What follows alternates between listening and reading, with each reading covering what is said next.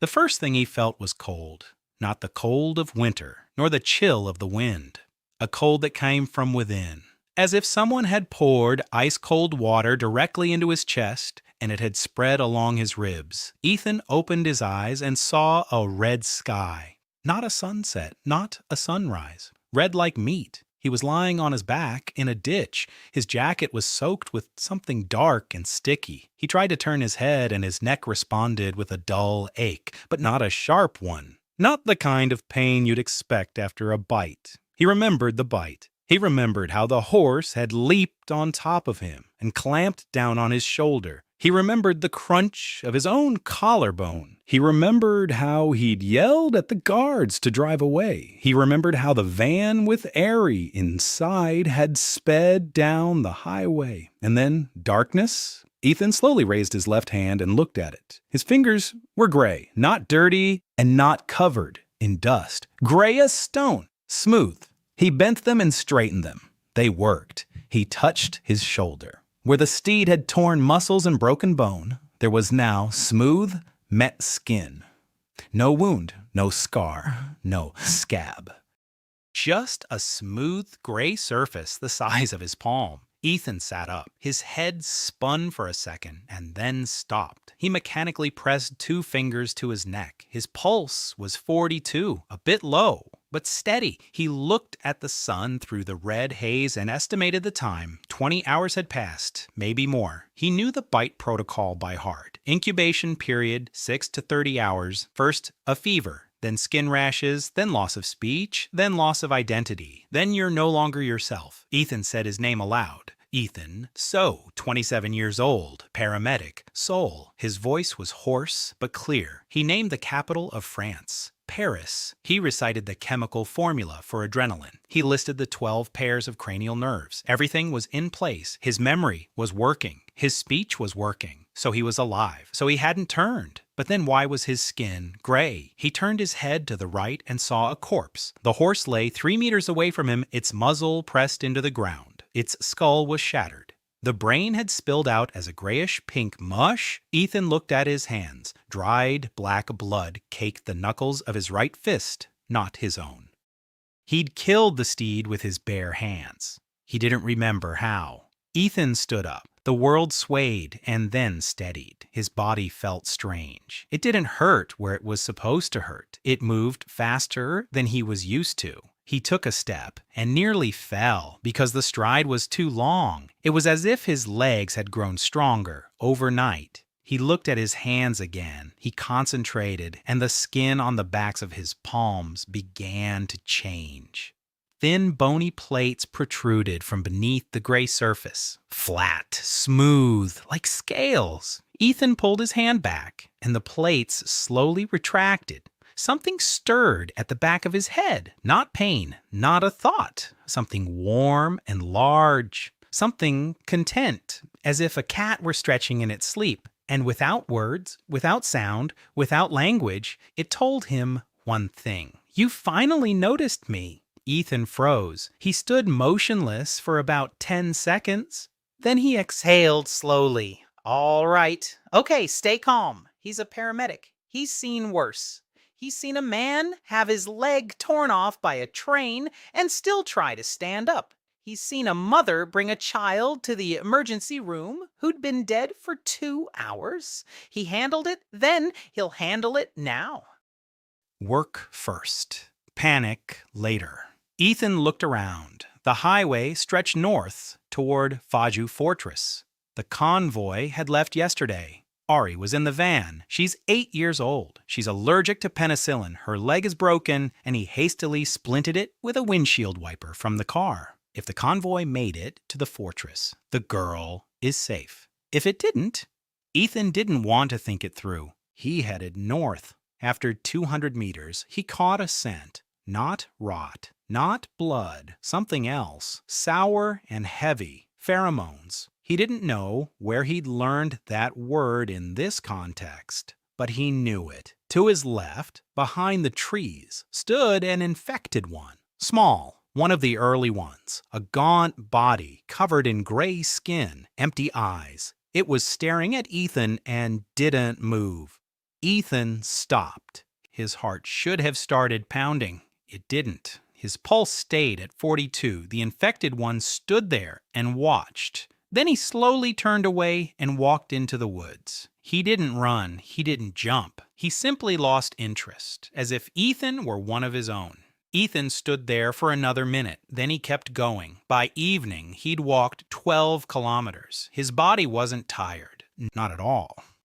His legs didn't hurt. His breathing hadn't gotten out of rhythm. He walked and counted. 4 anomalies in a single day. Gray skin, bony plates, a dead horse he didn't remember, an infected one that hadn't touched him, plus the voice at the back of his head. 5 anomalies. Ethan stopped at a ruined gas station. The roof had caved in. It was empty inside. He sat down on a concrete block and tried to summon the plates again. He focused on his right hand. His skin rippled. The plates protruded. He touched them with his left hand. Hard, smooth, warm, alive. He tried his left hand. It worked too. He tried his forearms. The plates extended up to his elbows. He looked at himself and saw the hands of a creature.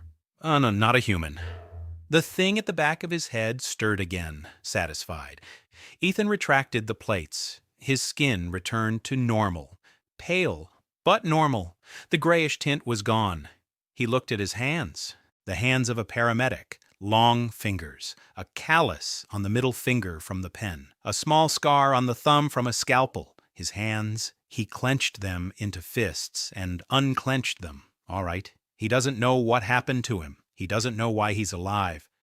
He doesn't know what kind of creature is sitting in his head, but he knows one thing. He needs to find Ari. He stood up and kept walking. That night, for the first time, he tried to switch over completely. Standing in the darkness in the middle of an empty highway, he closed his eyes and let go of control. His body changed in 3 seconds. His skin turned completely gray. Plates covered his forearms and ribs. His jaw lengthened. His teeth grew sharper. The whites of his eyes disappeared and they turned completely black. The world changed. He could see in the dark. Every leaf, every crack in the asphalt, every mouse in the grass 20 meters away. He could smell things. Stale blood 1 kilometer away, fresh water 2 kilometers away, and something else. Pheromone trails. The infected had passed through here an hour ago. 4 of them. 2 small ones, 1 medium-sized, 1 large. They were heading west. Ethan stood in his infected form and felt the thing at the back of his head purr with pleasure. She was at home. He was a guest. A minute later, he switched back. His skin became normal. His teeth became normal. The world faded and became ordinary.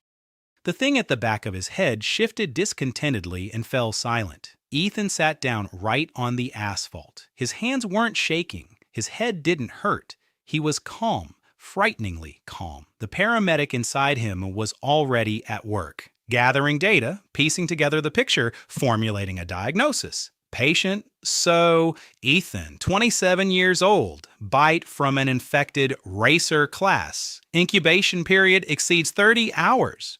Transformation has not occurred. Instead, a dual state is observed. The patient is capable of switching between human and infected forms at will. Consciousness is preserved in both forms. Side effect, presence of a secondary consciousness within the cranium, presumed to be parasitic in nature. Recommendations, no data. Repeat observation. Ethan stood up and walked on. At dawn, on the second day, he saw the walls of Faju Fortress. The walls of Faju Fortress were built from concrete blocks and army containers. Barbed wire ran along the top. Every 20 meters stood observation towers made of welded beams. On the nearest tower, Ethan spotted 2 sentries with assault rifles. He stopped 100 meters from the gate. He needed to think. If they had a biochip detector, they would scan him for infection. He didn't know if he'd pass the test. He didn't know how the detector reacted to people like him. He didn't even know if there were others like him. Ethan looked at his hands. His skin was a normal color, pale but human. The grayish tint had faded the night before when he switched back. The plates were hidden. The device at the back of his head lay dormant. He looked like an ordinary survivor. Dirty, tired, in a blood-stained jacket. Dozens like him arrive every day. Ethan took a deep breath and walked toward the gate. The guards spotted him 50 meters away. The barrels of their assault rifles swung in his direction. He raised his hands, open palms, a universal gesture. I'm not a threat. I'm unarmed. I'm human. He approached the gate and stopped at the line that had been painted in red directly on the asphalt. Beyond that line, they shoot without warning. He knew that. Everyone knew it. 3 people emerged from behind the gate, 2 with assault rifles, 1 with a biochip detector in his hand, a device the size of a phone, gray casing, green screen. The detector measured the concentration of viral markers in the blood through skin contact, standard procedure for all fortresses. The guard with the detector approached him to within 3 meters. "Stop! Name!" Ethan gave his name. "Ethan, paramedic, Seoul, where are you coming from?" "From the highway. I was in a convoy heading to Paju. The convoy was ambushed. They left me behind." The guard frowned. "The convoy arrived yesterday. 9 people and a child." Ethan felt something warm spread through his chest. "Ari is alive. The convoy made it. The girl is here." He kept his composure. He didn't let anything show. The guard held out the scanner. "Thumb here." Ethan pressed his finger against the sensor. 1 second. 2. 3.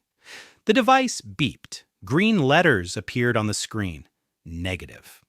The guard looked at the screen. He looked at Ethan.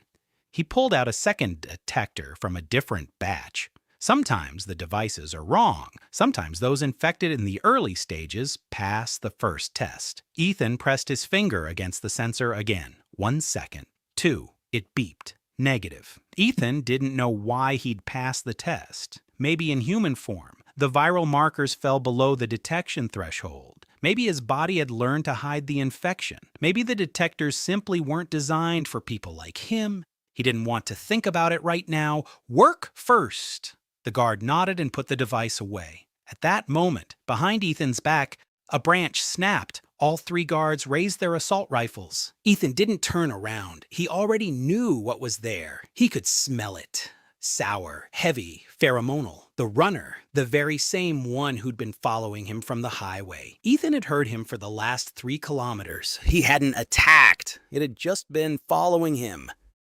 Like a dog following its master, the guards were yelling, "Get down! Get down! Weapons at the ready!" One of them reached for his radio. Ethan turned toward the forest. The runner stood 20 meters from the gate, gray skin, long limbs, empty eyes. One front paw hung at an unnatural angle, broken. Ethan looked into its eyes and made a sound, not a word, not a command, something that was born in his chest and emerged through his throat as a low vibration. He didn't know what it meant. The thing at the back of his head knew. The runner froze, blinked, turned around, and walked back into the woods, quietly, slowly, without aggression. The guards stood with their mouths agape. Ethan turned to them. His face was calm. His voice was steady. "He's wounded. 1 leg is broken. He won't be coming with us. Do you have any clean water? I need to clean the wound of a child from yesterday's convoy, an 8-year-old girl. She has a broken shin. I set her fracture on the highway. I need to check if it's infected." The guards exchanged glances. The senior guard lowered his rifle. "You're a paramedic." Ethan nodded. "Paramedic, ambulance service, Seoul, 6 years of experience."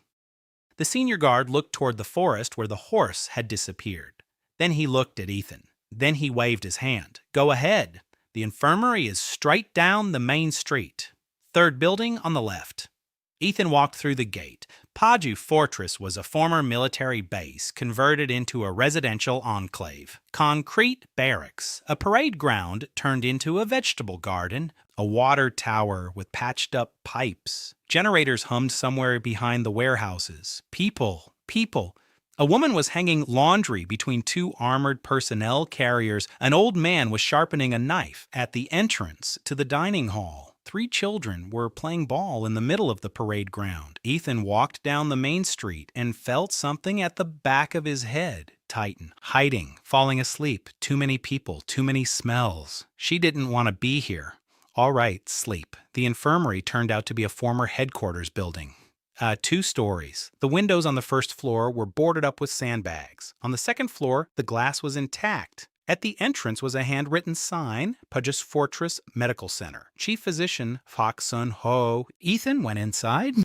It smelled of antiseptic and blood. A long corridor. Doors on both sides. Wards. A moan came from the nearest ward. Ethan peeked inside. A man in his 40s with a bandaged leg was lying on a cot. The bandage was soaked. It needed to be changed. Ethan walked further down the hallway. He found an office with a nameplate, Dr. Pak. He knocked. Silence. He opened the door. A man in his 50s, wearing a rumpled lab coat, was sitting at the desk. He was asleep, his head resting on his hands. An empty mug stood on the desk, and a stack of papers lay there. Ethan stood there for a second. Then he quietly closed the door and went to look for Ari. He found her in the 3rd ward.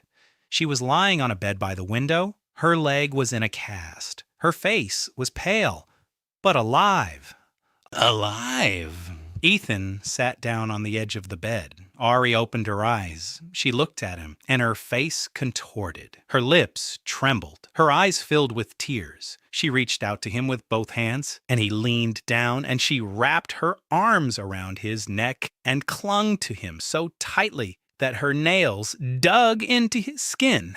She wasn't crying. She was shaking, her whole body shaking rapidly and frequently, like a puppy that had been pulled out of the water. Ethan held her and said nothing. He stroked her head. He waited for her to let go. 5 minutes later, she loosened her grip. She looked at him with tear-filled eyes. Uncle Ethan, they didn't kill you. No, they didn't kill me, but the monster did. What kind of monster? The one that bit you? Ethan smiled. I'm stronger than any monster. See, it doesn't even hurt. He showed her his shoulder. A smooth skin, not a mark.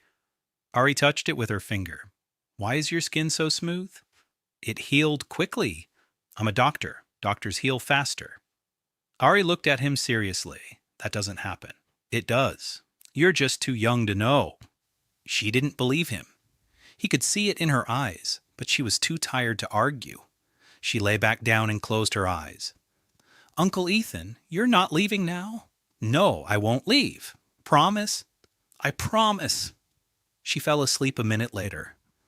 Ethan sat next to her and watched her. Then he looked at his hands.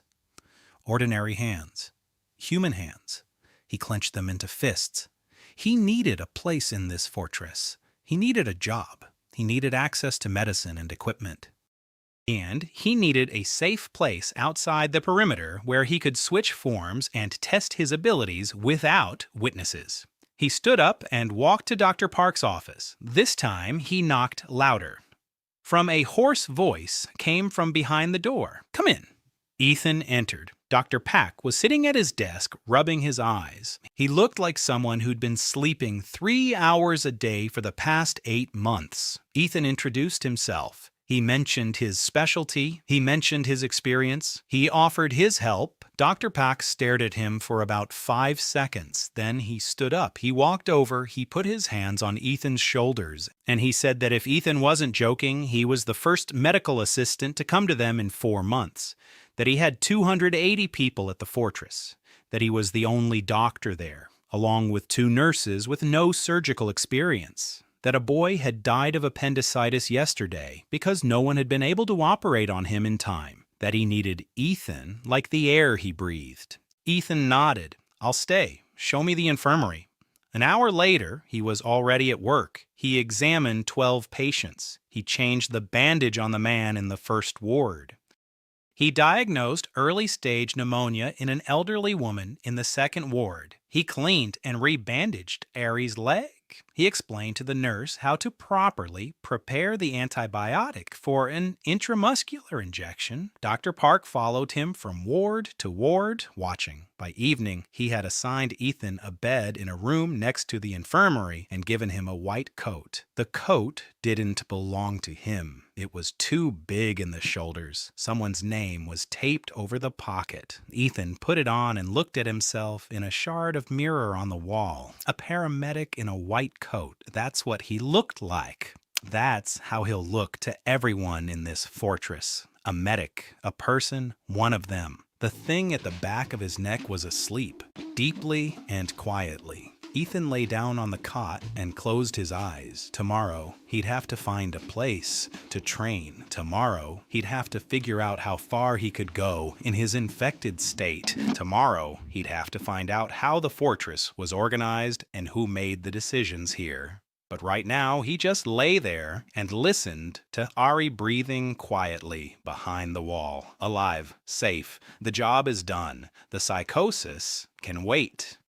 Ethan arrives at the walls of Feiju Fortress and undergoes a contamination test.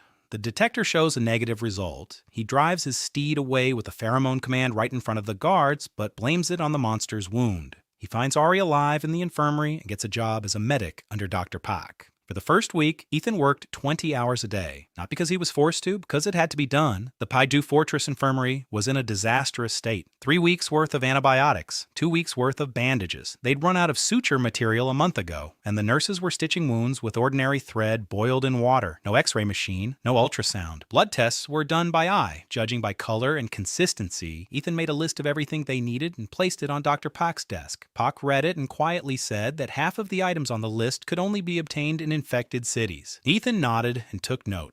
On the third day, he found a place to train, an abandoned drainage tunnel 400 meters beyond the perimeter. The entrance was through a broken grate in a ravine. Inside was a concrete tunnel 2 meters high, dry, quiet, far from patrol routes. Ethan would go there at night. He'd switch modes. He'd train. He studied himself. In his infected form, his strength was about 4 times greater than that of a human. He could drive his fist into a concrete wall to the depth of a knuckle. He could jump 3 meters straight up from a standing position. He could run as fast as a car in second gear. His night vision allowed him to see in complete darkness, not like night vision goggles. Better, he could see heat signatures, he could see air currents.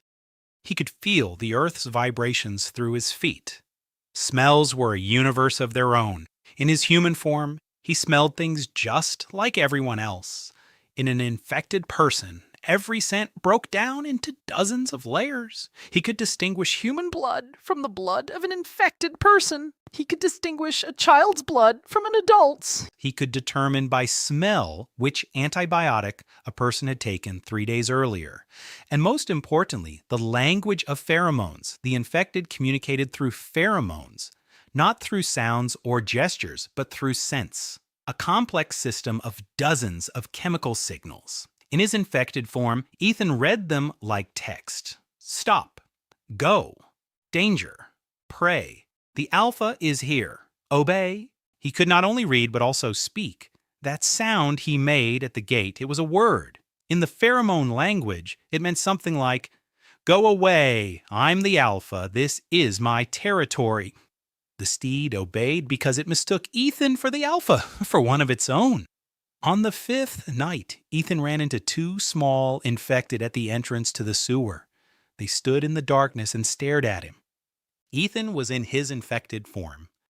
He looked at them and issued a short pheromone command. Stop. They froze. He issued a second one. Go away. They turned and left. No aggression, no resistance, like soldiers carrying out an order. Ethan stood in the darkness for another minute. Then he switched back to human form and headed for the fortress. The thing at the back of his head was satisfied. It purred quietly and warmly, like a mentor whose student had finally mastered a basic exercise. By the end of the first week, Ethan had mapped out his capabilities. Human form, all the skills of a medic, accelerated regeneration, a cut heals in a couple of hours, a bruise fades overnight. Outwardly, he looks completely human. Detectors don't pick him up. The infected can't sense him if he hasn't shifted for a while. He called this mode quiet, infected form, strength, speed, night vision, pheromone communication, the ability to command lower-ranking infected, but a completely inhuman appearance, gray skin, bony plates, black eyes. In this form, any human would recognize him as a monster and open fire. Switching between forms takes 3 seconds. Each switch awakens the thing at the back of his head. And with each switch, it wakes up a little more alert, a little more active, a little more talkative. By the end of the week, it wasn't just growling anymore. It was sending images, brief flashes, danger to the left, movement above. That smell means rot in a wound. Useful hints, like from a very strange partner. Ethan decided to keep track. Every evening, he wrote in his notebook the number of switches that day, the duration of the infected form, the activity of the thing at the back of his head, any new symptoms. The paramedic treats the patient. The patient is himself. On the 8th day, something happened that changed his status in the fortress. A reconnaissance team led by Minju Lee returned from a mission. 7 people had left, 6 returned, 1 on a stretcher. Minju was walking on her own, but Ethan immediately saw that something was wrong with her. She was holding her left arm pressed against her body. The glove on her left hand was black with blood. Ethan intercepted her at the entrance to the infirmary. She waved him off. "I'm fine, just a scratch. Take care of the wounded one first." Ethan looked at the wounded man, a guy about 25 years old. A laceration on his thigh, deep but without damage to an artery. He'll survive. Ethan handed him over to the nurse and turned to Minju.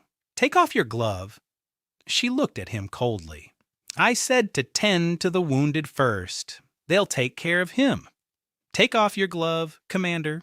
She pulled off the glove. Ethan saw that something inside him, something clenched inside him. 2 fingers on his left hand, the ring finger and the little finger, were shattered. White bone fragments jutted out. The skin around them had turned black. When did this happen? 3 days ago. The infected one clenched them. 3 days. Ethan leaned in and sniffed, not like a medic, like a creature with a heightened sense of smell. One he'd been hiding behind the mask of an ordinary doctor. The smell told him everything. Gangrene had already set in. The tissue is dead. Anaerobic bacteria are working their way deeper. If the fingers aren't amputated within the next few hours, the infection will spread to the wrist, then to the arm, then into the bloodstream. Ethan looked her in the eyes. "Minju, I have to amputate 2 fingers right now." She didn't blink. He repeated the sentence. "I have to cut off the ring finger and pinky on your left hand. The gangrene has set in. If we wait until morning, I'll have to cut off your hand." She was silent for 3 seconds. Then she nodded. "Go ahead." Ethan worked for 40 minutes. There wasn't much anesthetic. He used the last of the lidocaine and blocked the nerves at the wrist. Minju sat motionless and watched as he cut. She didn't scream. She didn't moan. She just clenched her right fist so tightly that her nails dug into her palm and blood began to flow. Ethan severed both fingers cleanly. He treated the stumps. He stitched them up. He bandaged them. When he was done, his hands were covered in her blood up to his elbows. Minju looked at her bandaged hand, then at him. "Thank you, Dr. So." "Don't call me doctor. I'm a paramedic." She almost smiled. A week later, Ethan noticed that Minju wasn't going to the shooting range. She used to go every day, not anymore. He watched her for 2 days and figured it out. 3 fingers on her left hand. She couldn't hold a gun like she used to. Her grip had changed. Her balance was off. A standard pistol was too heavy for her new hand. She couldn't shoot accurately. And for the head of intelligence, that was worse than losing her fingers. It was a loss of herself. Ethan spent the evening in the fortress workshop. He found a lightweight holster. He modified the pistol's grip. He filed down part of the slide to reduce the weight. He adjusted the grip angle by 2 degrees. He adapted it for a 3-finger grip. He left the pistol in Minju's locker with a note. "Try it. Let me know what needs to be redone." The next day, he heard gunshots from the firing range. Single shots. Steady. An hour later, Minju came to the infirmary. She stood in the doorway. She looked at him for a long time. Then she said, "You're a strange man, Dr. So. Paramedic. You're a strange man, paramedic. So." And she left. Ethan smiled and went back to his patient. By the end of the 2nd week, he'd become one of them. Not just a newcomer who'd been let inside the walls. One of them. People greeted him by name. They brought him food to the infirmary when he forgot to eat lunch. Children would run up with minor scrapes and ask Uncle Ethan to blow on them and put a bandage on them. Ari came every day after lunch and sat in the infirmary while he worked. She drew in her notebook. She helped roll up bandages. She asked 1,000 questions. Uncle Ethan, why is blood red?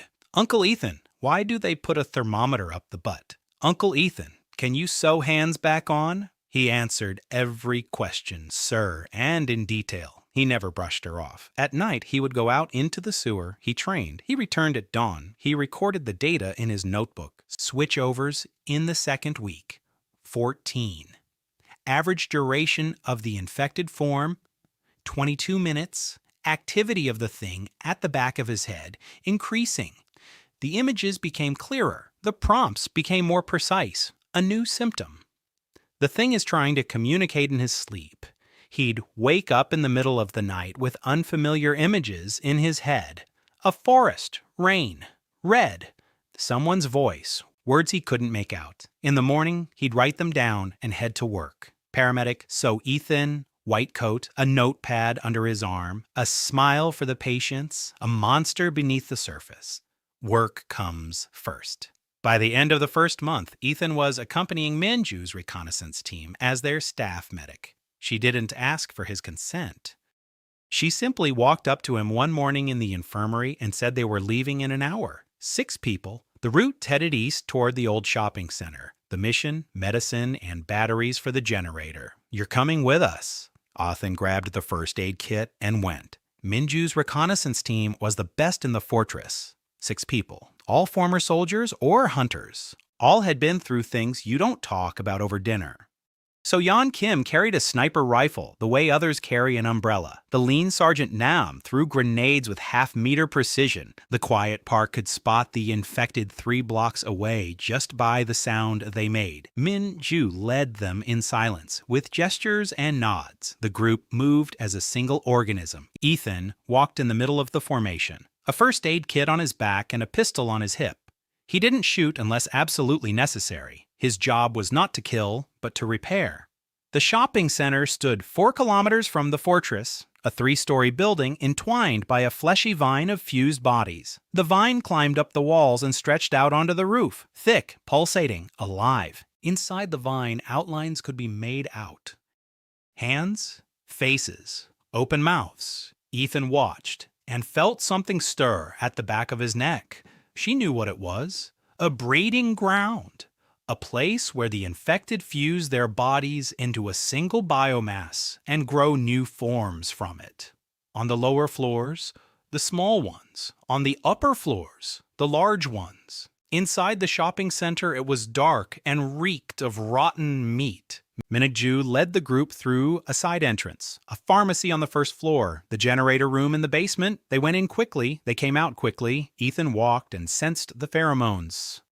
A dozen infected on the first floor, asleep, or pretending to be asleep. Another 20 or so upstairs, active. He couldn't say that out loud, couldn't explain how he knew. He just stayed on his guard. They found the pharmacy half-looted. But Ethan knew where to look. Behind the counter, under the floor, a false bottom. Pharmacists hid controlled substances there. He tapped on the floor and found the hiding place. Morphine, lidocaine, ampicillin, ciprofloxacin, 12 packs of suture material, adrenaline in ampoules. Minju looked at him. How did you know? I used to work for an ambulance service. We often picked up overdose victims from pharmacies. I know where they hide things. She nodded. On the way back, what Ethan had feared happened. So Yan was bringing up the rear. She was the first to see that they were being followed. 3 infected, medium level, fast, not to be taken lightly. Minju gave a signal. The group picked up the pace. The infected sped up too. They weren't attacking. They were following, like hunters. Ethan could sense their pheromones. They were sending a signal. Prey, 6 of them. Heading west. They were calling for reinforcements. Minju knew this without any pheromones. Pure combat experience. She ordered them to run. The group ran. Ethan ran with everyone else. The first aid kit was banging against his back. Something at the back of his head had awakened and was sending images. To the left, 2 to the right, 3 clear ahead. Ethan couldn't use this information without giving himself away. Or maybe he could. He stumbled. He fell. The group stopped. Ethan got up and said he'd seen movement to the left, behind the buildings. Minju didn't check it out. She changed their route. They headed further to the right. A minute later, a roar rang out from the left. The infected had emerged at the spot where the group would have passed if they hadn't turned off. Minju looked at Ethan. "You've got good eyes, medic." Ethan didn't answer. They returned to the fortress without any casualties. Ethan laid out the supplies in the infirmary and, for the first time in a month, felt he could work normally. Lidocaine, surgical sutures, antibiotics, morphine for severe cases. He spent the evening sorting through the medical supplies and drawing up a new distribution protocol. That night, he went into the collector. He switched over, and for the first time, he felt something new. The core. The thing at the back of his head sent him an image, vivid, clear. Inside every infected person above a certain level, crystallized iron is growing. The core. A small, dense stone inside the skull. The source of their strength. The source of their mutations. It can be extracted. It can be sold. In the fortresses, a core is worth a month of life. Food, water, protection. Ethan knew about the cores, everyone knew, but he didn't know the other way. A core can be implanted into a person and it grants strength, speed, regeneration. Or a core can be eaten and then it drives you mad. Or, if you're like Ethan, if you're dual-natured, you can consume a core and gain a fragment of the specialization of the infected person to whom it belonged. The thing in the back of his head showed him how, through images, without words, find a dead, high-class infected. Cut open the skull, remove the core, eat it. Ethan thought about it for 3 days. On the 4th day, he went out alone at night beyond the perimeter. He found the corpse of a runner half a kilometer from the fortress, dead, shot. It had been lying there for about 2 days. Ethan got to work. He cracked open the skull. Inside, amid the gray mass of brain matter, lay a stone the size of a cherry. Dark red, warm, pulsating. Ethan took it in his hand. The thing at the back of his head vibrated with excitement. He put the stone in his mouth, swallowed it. For 3 seconds, nothing happened. Then the world exploded. Pain shot up his spine from bottom to top like an electric current. His leg muscles cramped. Ethan fell to his knees. Images flashed through his mind. Someone else's. A jump from a height. Flight, landing on all fours. Another jump. Higher, further, legs like springs. Bones like springs. A body built for jumping. 10 seconds later, the pain was gone. Ethan stood up. He looked at his legs. His muscles had grown denser, tighter. He pushed off the ground and jumped. Up, 8 meters high. He soared above the trees, and for a second saw the fortress from above. Lights, walls, watchtowers. Then he landed softly, silently, on all fours, like a racehorse's ability. The leap, now his. Ethan shifted back into human form. The ability was gone. His legs were ordinary again. But he knew it was still there, waiting for the switch. The thing at the back of his head purred like a cat being scratched behind the ear. Ethan jotted it down in his notebook. Core absorption number 1. Source, racehorse, acquired ability, jump up to 8 meters. Side effects, pain syndrome for 10 seconds. Visions of others for 3 seconds.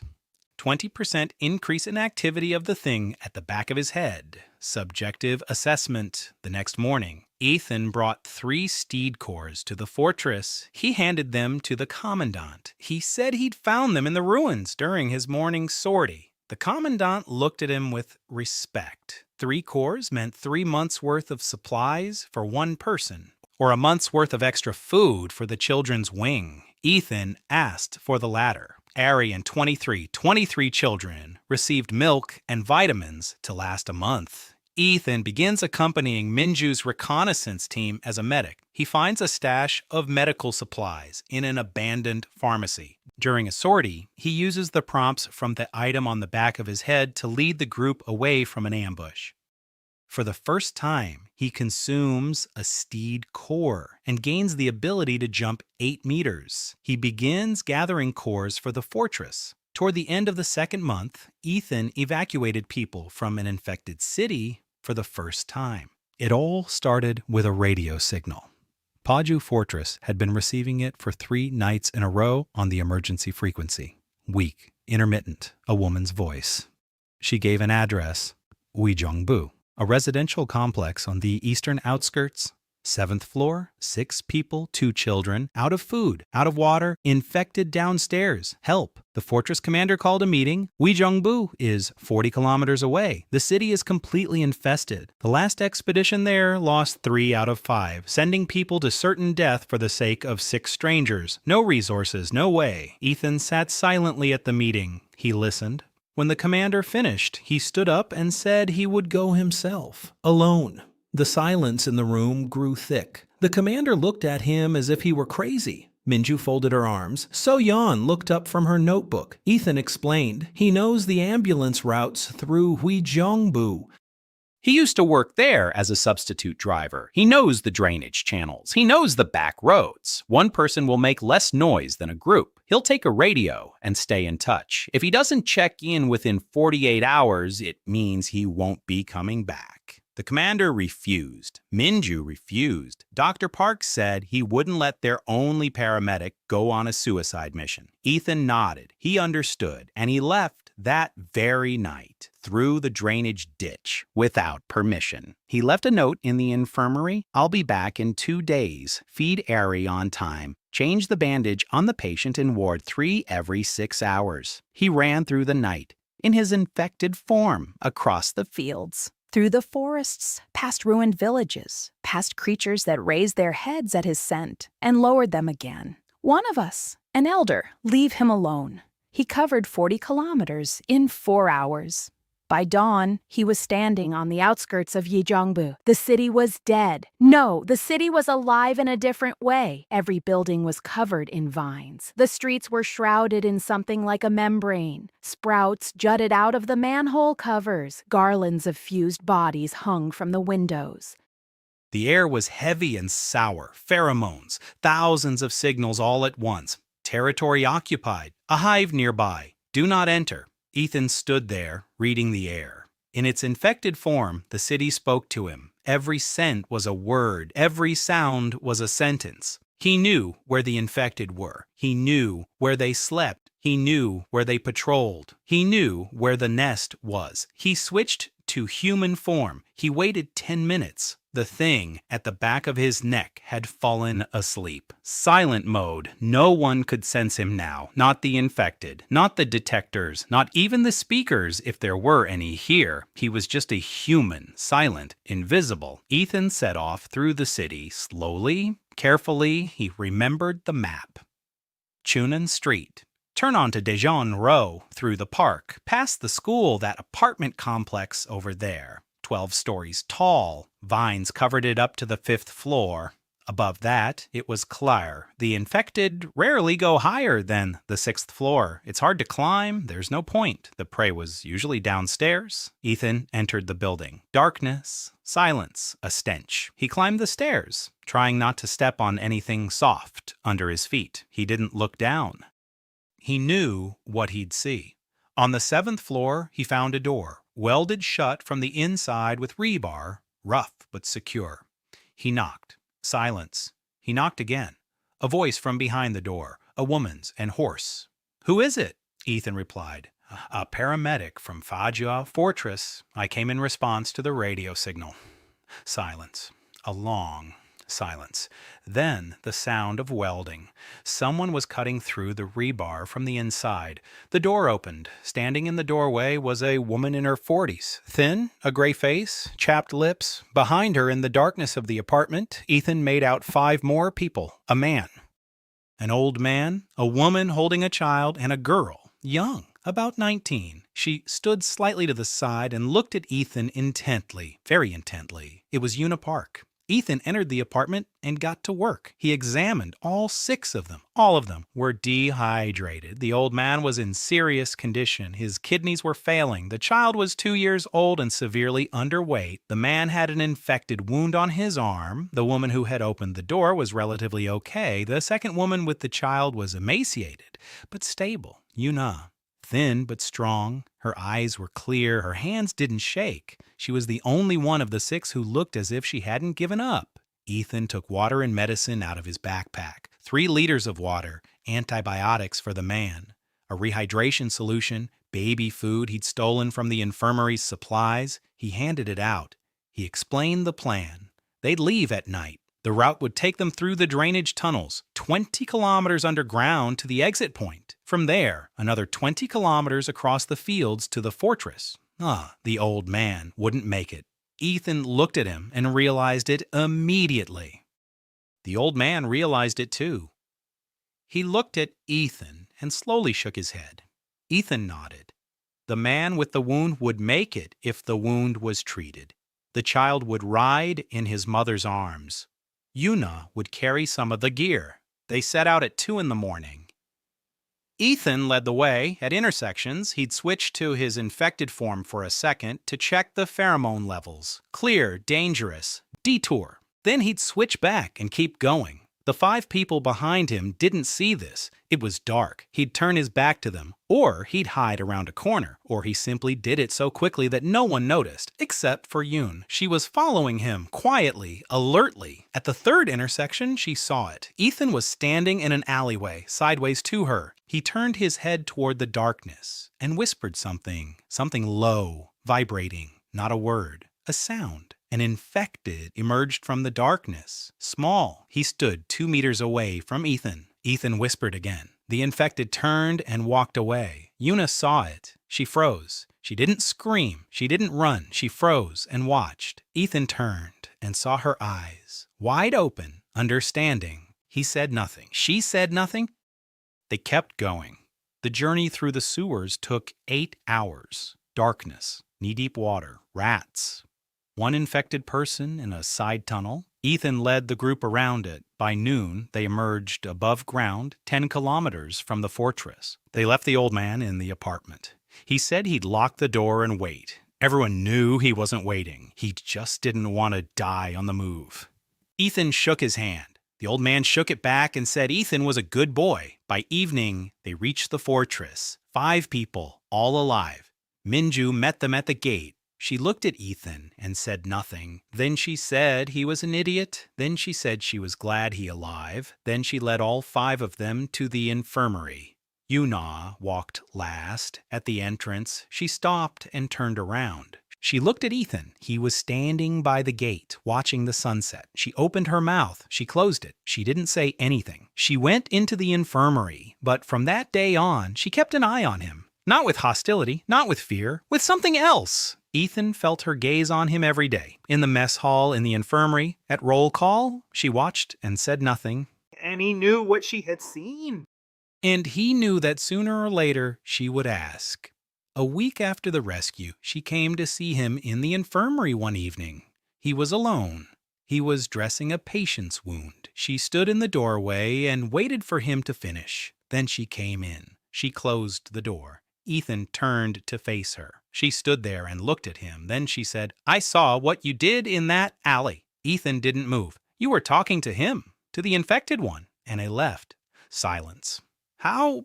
Ethan looked at her. 19 years old, thin, quiet. She'd survived 2 months in a besieged apartment on the 7th floor. She'd seen things people aren't supposed to see, and she didn't break. He could have lied, could have said she'd imagined it, that it was dark, that she was mistaken. But she wasn't mistaken, and he could see in her eyes that she knew she wasn't mistaken. I don't know how. That wasn't an answer, but it was the truth. Yuna looked at him. Then she said, "My sister turned on the 2nd day. She was 14. She paused, swallowed. "I know how they move. I know the sounds they make. I know what they smell like. You don't smell like them, but you speak their language, and they listen to you, too. I don't understand how that's possible, but you saved us, all 5 of us, and the old man said you're a good boy. Silence. I won't tell anyone. Ethan stood there looking at her, then he nodded. Thank you. She nodded back and left. From that day on, Una became his shadow. Not intrusive, not noticeable to others. She was just there, helping out in the infirmary. She learned how to bandage wounds. She learned how to set up IVs. She learned how to take a pulse. Ethan taught her, silently, patiently, just as he would teach an intern in an ambulance. She didn't ask any more questions about that night. She didn't look at him suspiciously. She was just there, and one morning Ethan found a dried twig on his desk in the infirmary, a small one, neatly tied with string. He didn't understand at first, then he remembered. Una had told someone in the dining hall that a wild cherry tree had bloomed in the old park near the fortress, the only tree that had survived the red rain. Ethan kept the twig. That evening, he took it to Una's room. I found it in the old park, he said. I thought you'd like it. She took the twig. She looked at it. Then she looked up at Ethan, and he saw that her eyes were wet. She turned away. Thank you. Ethan stepped out and closed the door. Through the door, he could hear her crying. Quietly, for the first time in 8 months.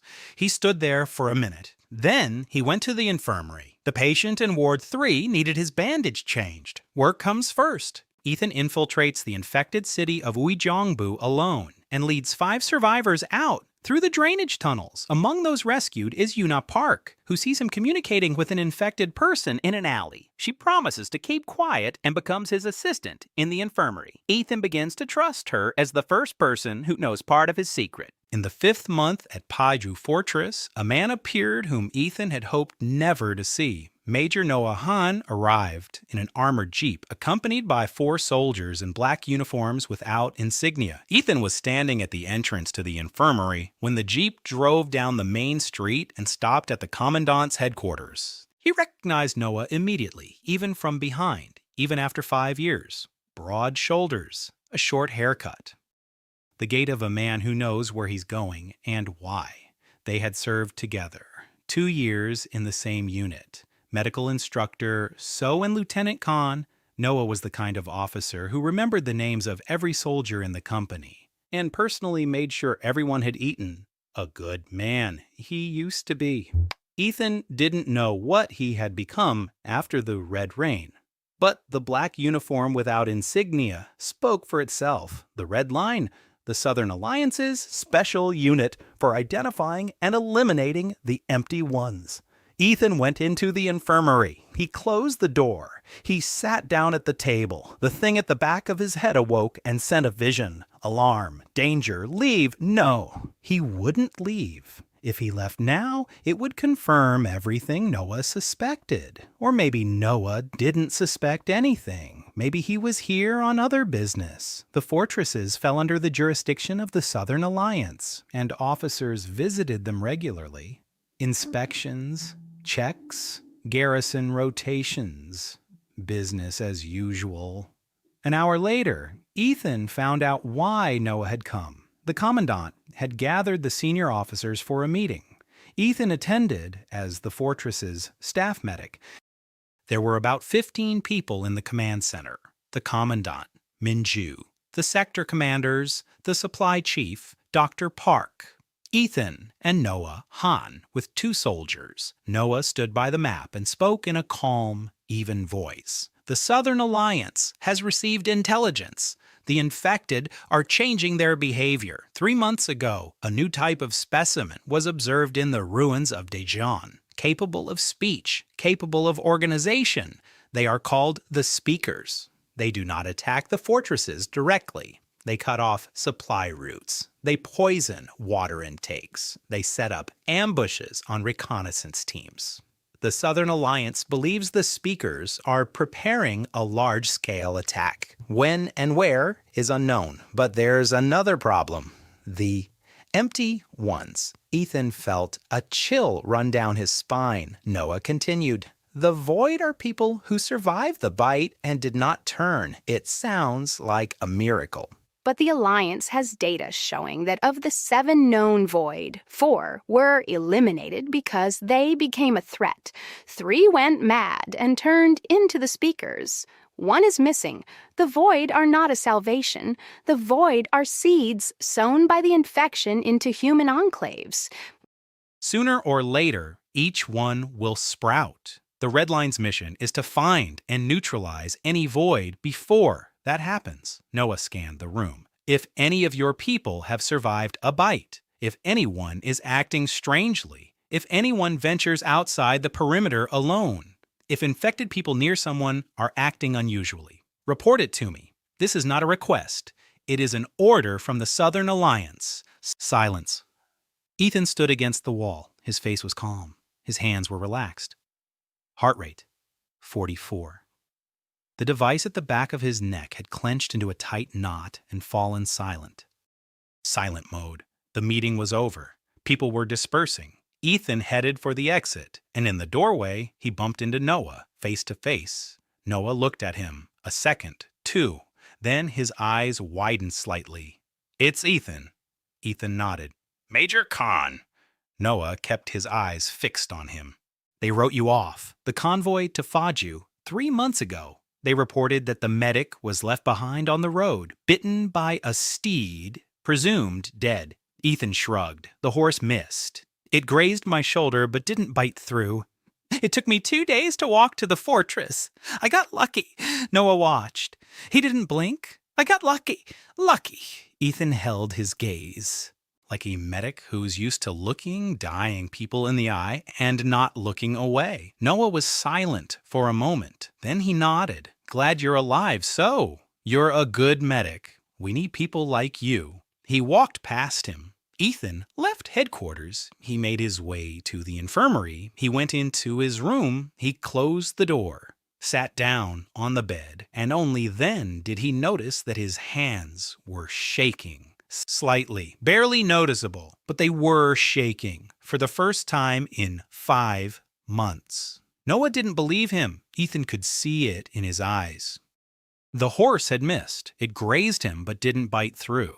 Noah knows that horses don't miss. They leap incredibly and sink their whole jaws into the shoulder. Either they bite through or they don't. But they don't just graze the skin. Noah will start digging quietly, methodically, just as he always did. He'll check Ethan's medical records, talk to the guards at the gate, find out about the horse that ran back into the woods, start asking questions. Ethan opened his notebook. He jotted it down. Month 5, day 3. Arrival of Major Noah Khan. Red line. Maximum threat level necessary. Cease night patrols. Cease movements near the fortress. Minimize contact with the infected. Low profile mode at all times. He closed the notebook. The thing at the back of his head stirred. Discontented. It didn't want to sleep all the time. It wanted to go outside. It wanted to run. She wanted to feel the night air on her gray skin. Be patient. Noah had been in the fortress for a week. For 7 days, Ethan had lived as if in a minefield. He worked in the infirmary. He smiled at the patients. He taught Una how to stitch wounds. He told airy bedtime stories.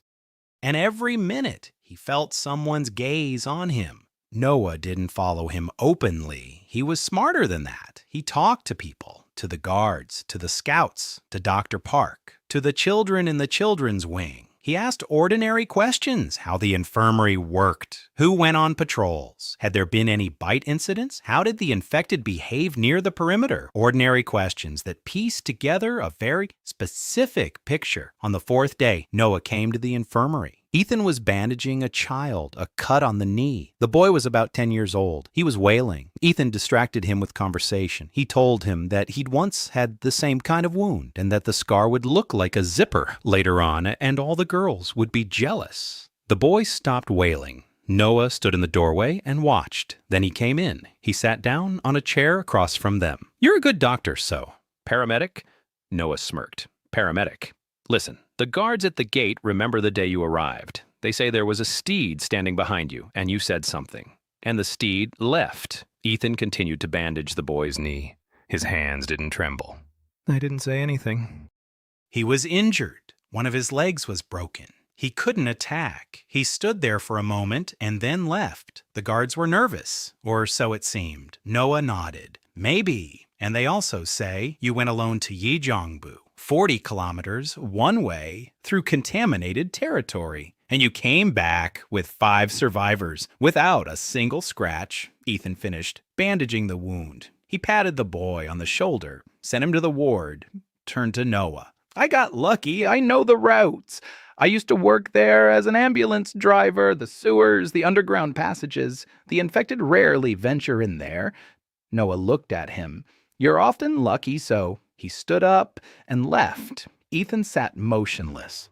The thing at the back of his head was silent. It pressed against the base of his skull and fell still, like a beast that senses a hunter. On the 7th day, Noah left. His SUV drove out of the gate in the morning. Ethan stood by the infirmary window and watched. Noah didn't look back. He didn't say goodbye. He just left. But Ethan knew he'd be back. That evening, Ethan heard for the first time the word that changed everything. Empty. He'd heard it at the meeting, but hadn't given it a second thought.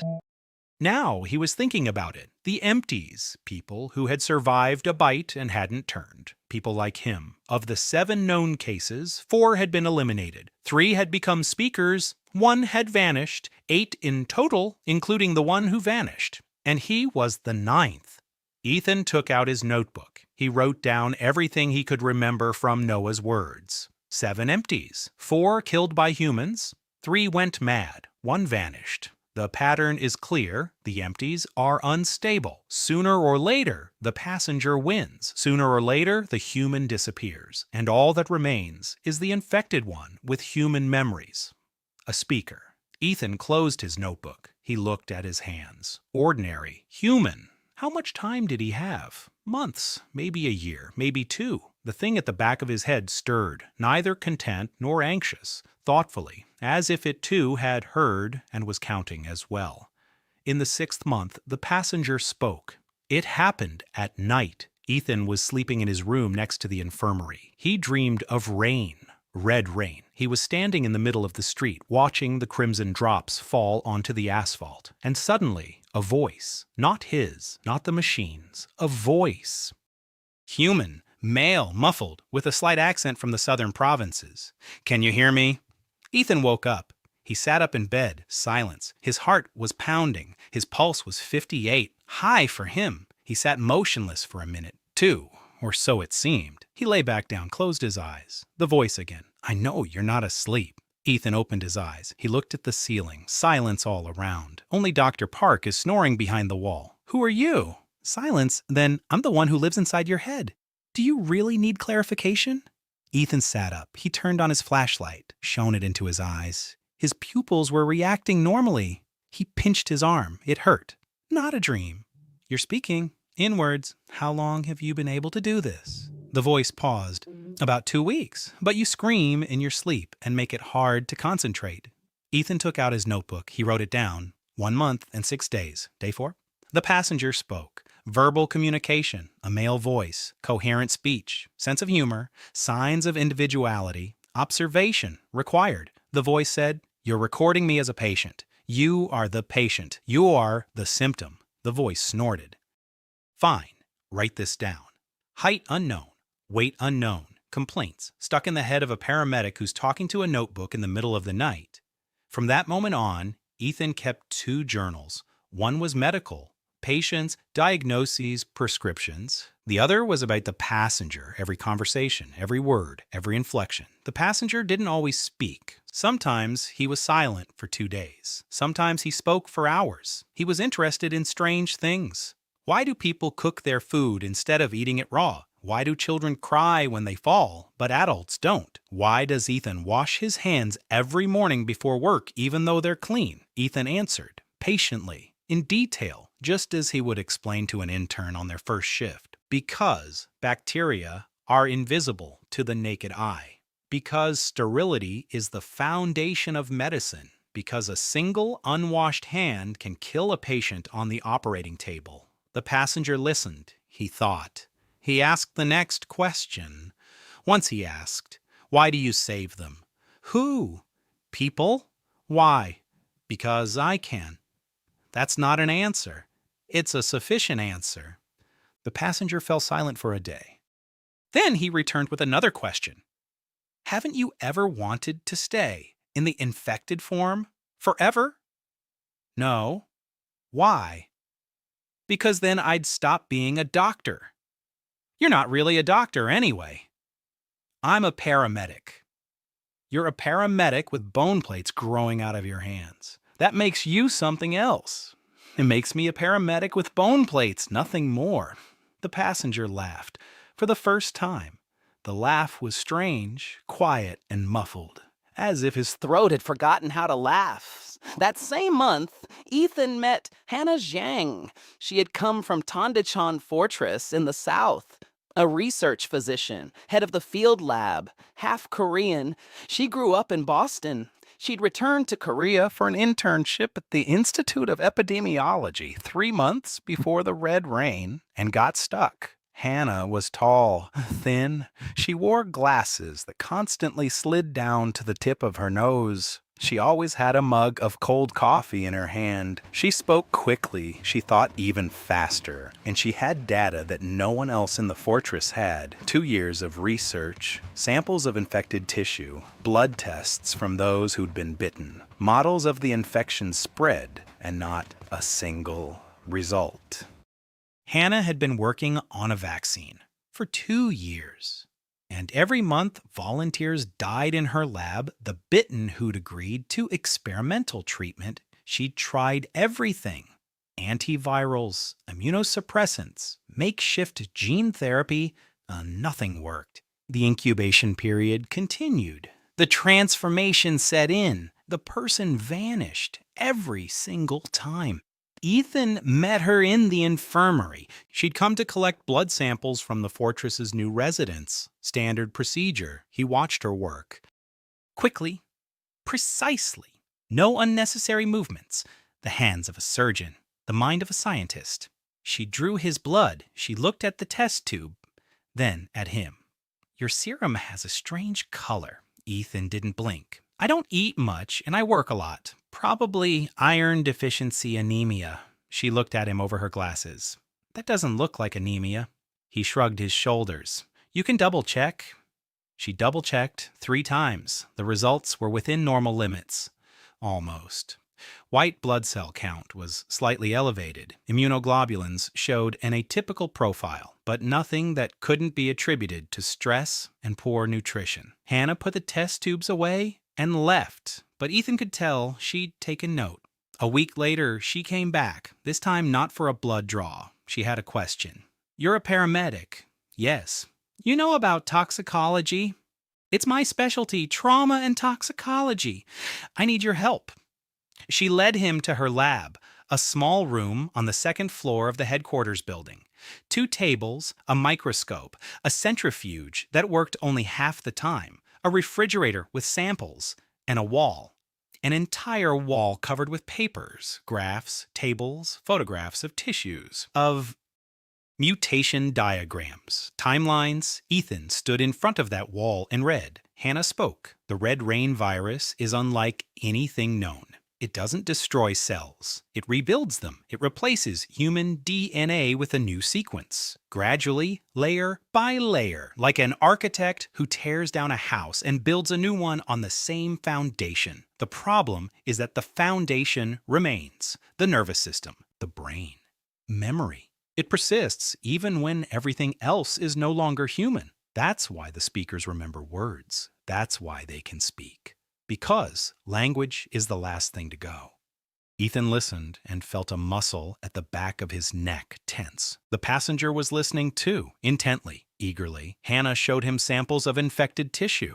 Ethan looked through the microscope and saw what she couldn't see. His eyes worked differently, even in human form. He saw structures that an ordinary person couldn't distinguish. Double-layered cell membranes, mitochondria of altered shape. Parasitic inclusions in the cell nuclei. He couldn't tell her about this, couldn't explain how he knew, but he could guide her. You were looking at this area right here, at the border between the infected, altered, and normal tissue. Hannah looked What am I supposed to see? A transition zone. The virus doesn't replace the tissue all at once. There's a zone where the cells are half human, half altered. If we catch them in this phase, if we find a way to stop the replacement at this exact point. Hannah raised her head. She looked at him. That's a long time. How do you know that? Logic. Every infection has a transitional phase. The question is whether it can be halted. Hannah was silent. Then she took off her glasses, wiped them, and put them back on. You're the first person in 2 years who's said something meaningful to me. Ethan nodded. Then he took a notebook out of his pocket. His own. A secret one. With names. 642 names at that point. He placed it on the table in front of Hannah. He opened it to the first page. These are the ones I couldn't save. Names, diagnoses, last words. Keep a list too. Otherwise, you'll stop being a doctor. Hannah looked at the notebook. She flipped through the pages. She read. Her expression changed. First, surprise. Then something like anger. Then something like pain. She closed the notebook, set it aside, said nothing. Ethan stood up and left. 3 days later, he found a new notebook on his desk in the infirmary. Blank, with a note. I've started keeping track. You're an unbearable person, Dr. So.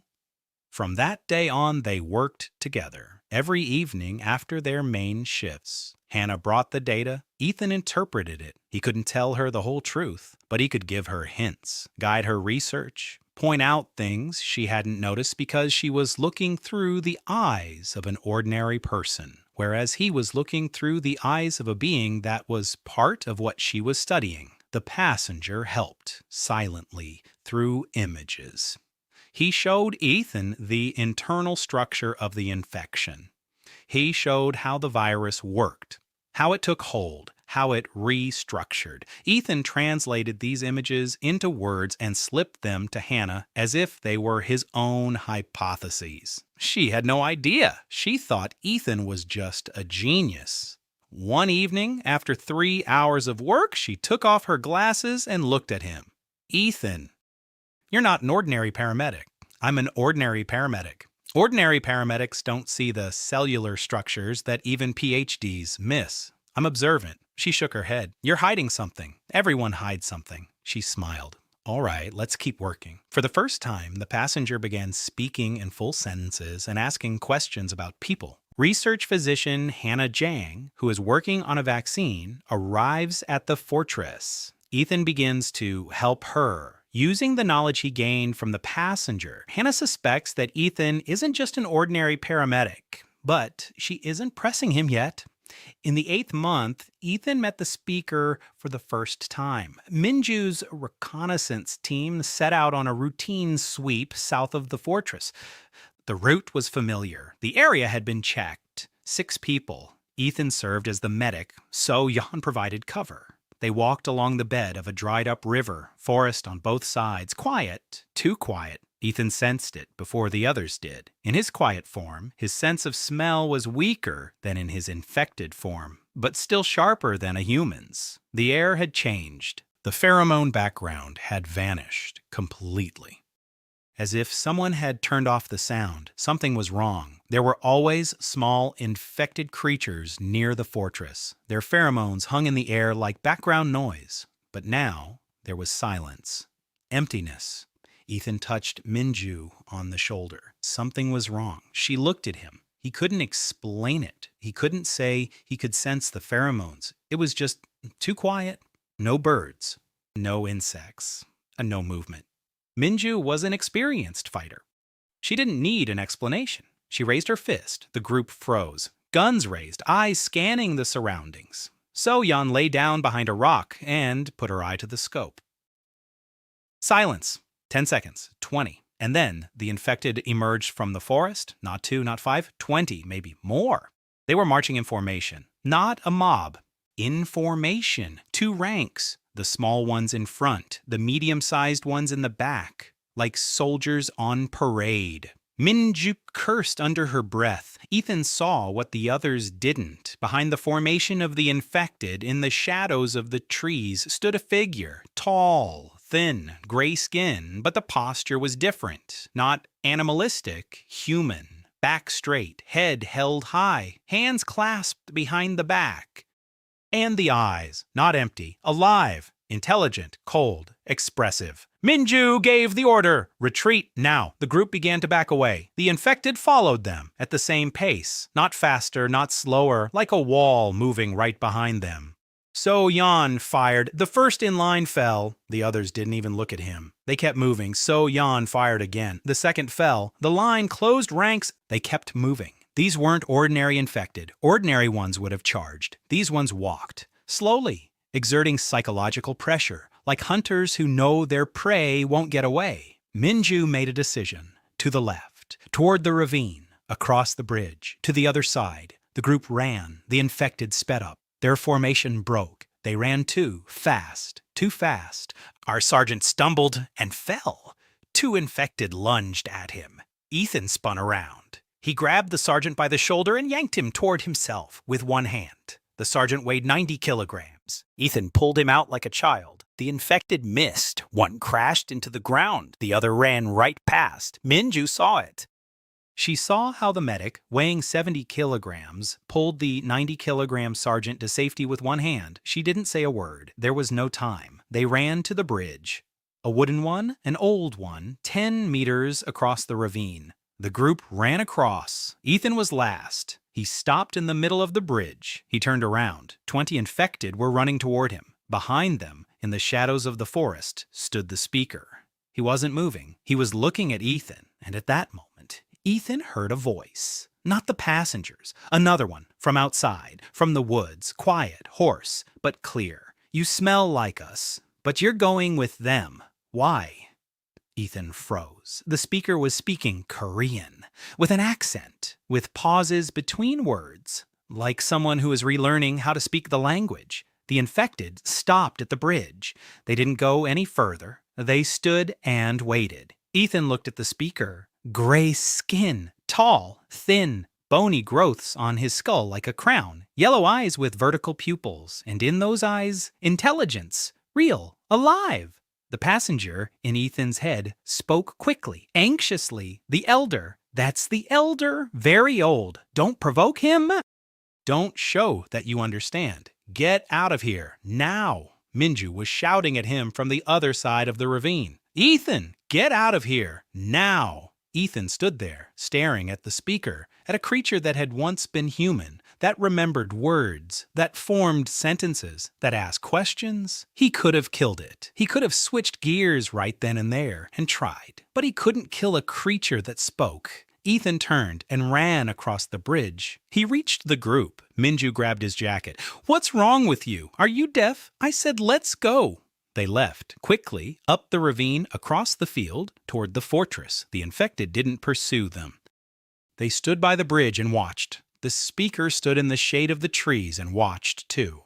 Ethan felt his gaze on the back of his neck for another 2 kilometers. At the fortress, Minju gathered the group. Report to the commandant. An organized group of infected, at least 20 individuals, marching in formation, coordinated actions, signs of leadership. The commandant turned pale. The speaker. Minju nodded. It looks that way. Ethan stood by the wall and said nothing. In his head, the passenger spoke nonstop. He sensed you. He knows you're here. He'll be looking for you, Ethan replied in his mind. Shut up. The passenger fell silent, but a minute later he added, You made a mistake. You let him live. Now he knows. Ethan knew the passenger was right. The speaker had seen him. Sensed him, realized that Ethan wasn't an ordinary person. The statement was blunt. You smell like us. He knew, and he'll be looking for you. It was a mistake. Ethan's first big mistake. He couldn't kill the speaker. He couldn't destroy a sentient being. The paramedic inside him refused. That very same paramedic who remembers every patient's name, who closes the eyes of the dead. Who writes names in a notebook? That paramedic said no. And Ethan listened. At night, he lay in bed and stared at the ceiling. The passenger was silent. Was he offended or was he thinking? It was hard to tell. Ethan jotted down a notebook. Month 8. First contact with the speaker. Location. Southern sector, 2 kilometers from the fortress. High-class specimen, capable of speaking Korean. Leads a group of over 20, infected, showed interest in me, recognized my dual nature by scent. Threat level, critical. Decision, do not destroy. Reason, he closed the notebook. He couldn't articulate the reason. Not for the notebook, not for himself. He simply couldn't. And that frightened him, more than 20 infected in formation. In the 9th month, So-yeon Kim came to him at night. Ethan was sitting alone in the infirmary. He was writing up patient charts. Outside the window, it was dark and quiet. So-yeon stood in the doorway. He hadn't heard her approach. Snipers are always silent. She stood there, saying nothing. Ethan looked up. He saw her, pale, her hands at her sides, her fingers trembling slightly. He set down his pen. "Come in." She came in.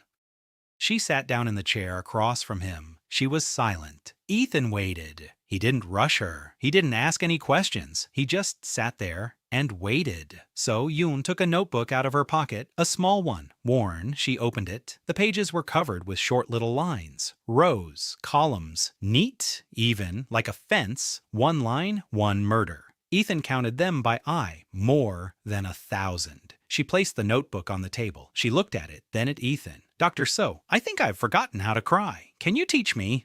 Ethan looked at her. 22 years old, a sniper, over 1,000 killed. A fragile girl with a ponytail and a soft voice who, from 400 meters away, hits an infected person right in the eye socket. He didn't tell her that this was normal, didn't tell her she was a hero, didn't tell her that killing the infected wasn't murder. He stood up, walked over to the cabinet, he took out a thermos, poured some tea, St. John's wort, valerian, honey. He'd been making this tea every evening for the past 3 weeks and leaving it at her post. She never thanked him. He never expected it. Ethan set the mug in front of her. He sat back down. "Drink." She took the mug with both hands. She drank in small sips. Her hands were still trembling. Ethan spoke, quietly, calmly, as he would speak to a patient in shock. He told her about the ambulance, about his first death, a man of 5'12", a heart attack on the street. Ethan performed CPR for 20 minutes. His arms went numb. His back ached. The man died. Ethan sat on the asphalt next to the body and couldn't get up. His partner told him, "Get up, next call." Ethan got up. He drove to the next call, and that evening in the shower, he cried, silently, standing under the water, for 15 minutes. Then he got out, had dinner, went to bed. In the morning, he went on his shift. He told her about the 237 deaths he'd witnessed before the Red Rain, and about the more than 400 since. He remembers every one. He writes down every one, not to torment himself, but to remember that every life was real. So-yeon listened silently. She drank her tea. Her hands had stopped shaking. Then she asked, "Are you afraid you'll stop feeling?" "Every day." She looked at him. "How do you cope?" Ethan paused. Then he told the truth, or almost the truth. "I have someone I talk to inside, a voice. He asks silly questions and sometimes tells bad jokes. And when it feels like I've stopped feeling, I listen to that voice and realize that I haven't. I haven't stopped." So-yeon looked at him. "It's like a prayer." "You could say that." She finished her tea. She stood up. She walked toward the door. She paused. "Thank you, Dr. So." "Paramedic." She almost smiled. "Thank you, Paramedic So." From that day on, she came to see him once a week in the evening with a notebook and an empty mug. He poured her tea. She sat there. Sometimes she spoke. More often, she was silent. He didn't pressure her. He didn't ask questions. He was just there. After a month, her hands stopped shaking after her outings. After 2 months, she started smiling. Not often, but she started. The passenger asked once, "Do you like her?" "No, not like that. She's like a little sister to me." "You don't have a little sister." "Now I do." The passenger fell silent. Then he said, "I used to have a sister too." Ethan froze. It was the first thing the passenger had said about himself, about who he used to be. Ethan wanted to ask, but the passenger closed himself off. He withdrew into himself. He remained silent for 3 days. Ethan jotted it down in his notebook. The passenger mentioned his sister, his first personal memory. Presumably, the passenger remembers fragments of his life before the transformation.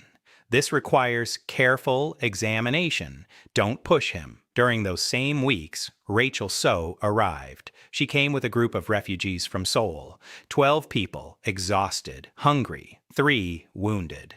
Rachel led the way. Short, dark hair, a leather jacket over a dirty shirt, a walkie-talkie on her belt, an unlit cigarette between her teeth. She walked through the fortress gates, and the first thing she said was, "Do you have a doctor, or am I going to have to stitch this guy's shoulder up with dental floss like I've been doing for the last 3 days?" Ethan came out of the infirmary. He looked at the guy with the wound on his shoulder. He looked at the stitch. Crooked, rough, but it held. Dental floss? She nodded. Waxed, mint flavored. That's all we had. Ethan grunted. Take him to the infirmary. I'll redo it properly.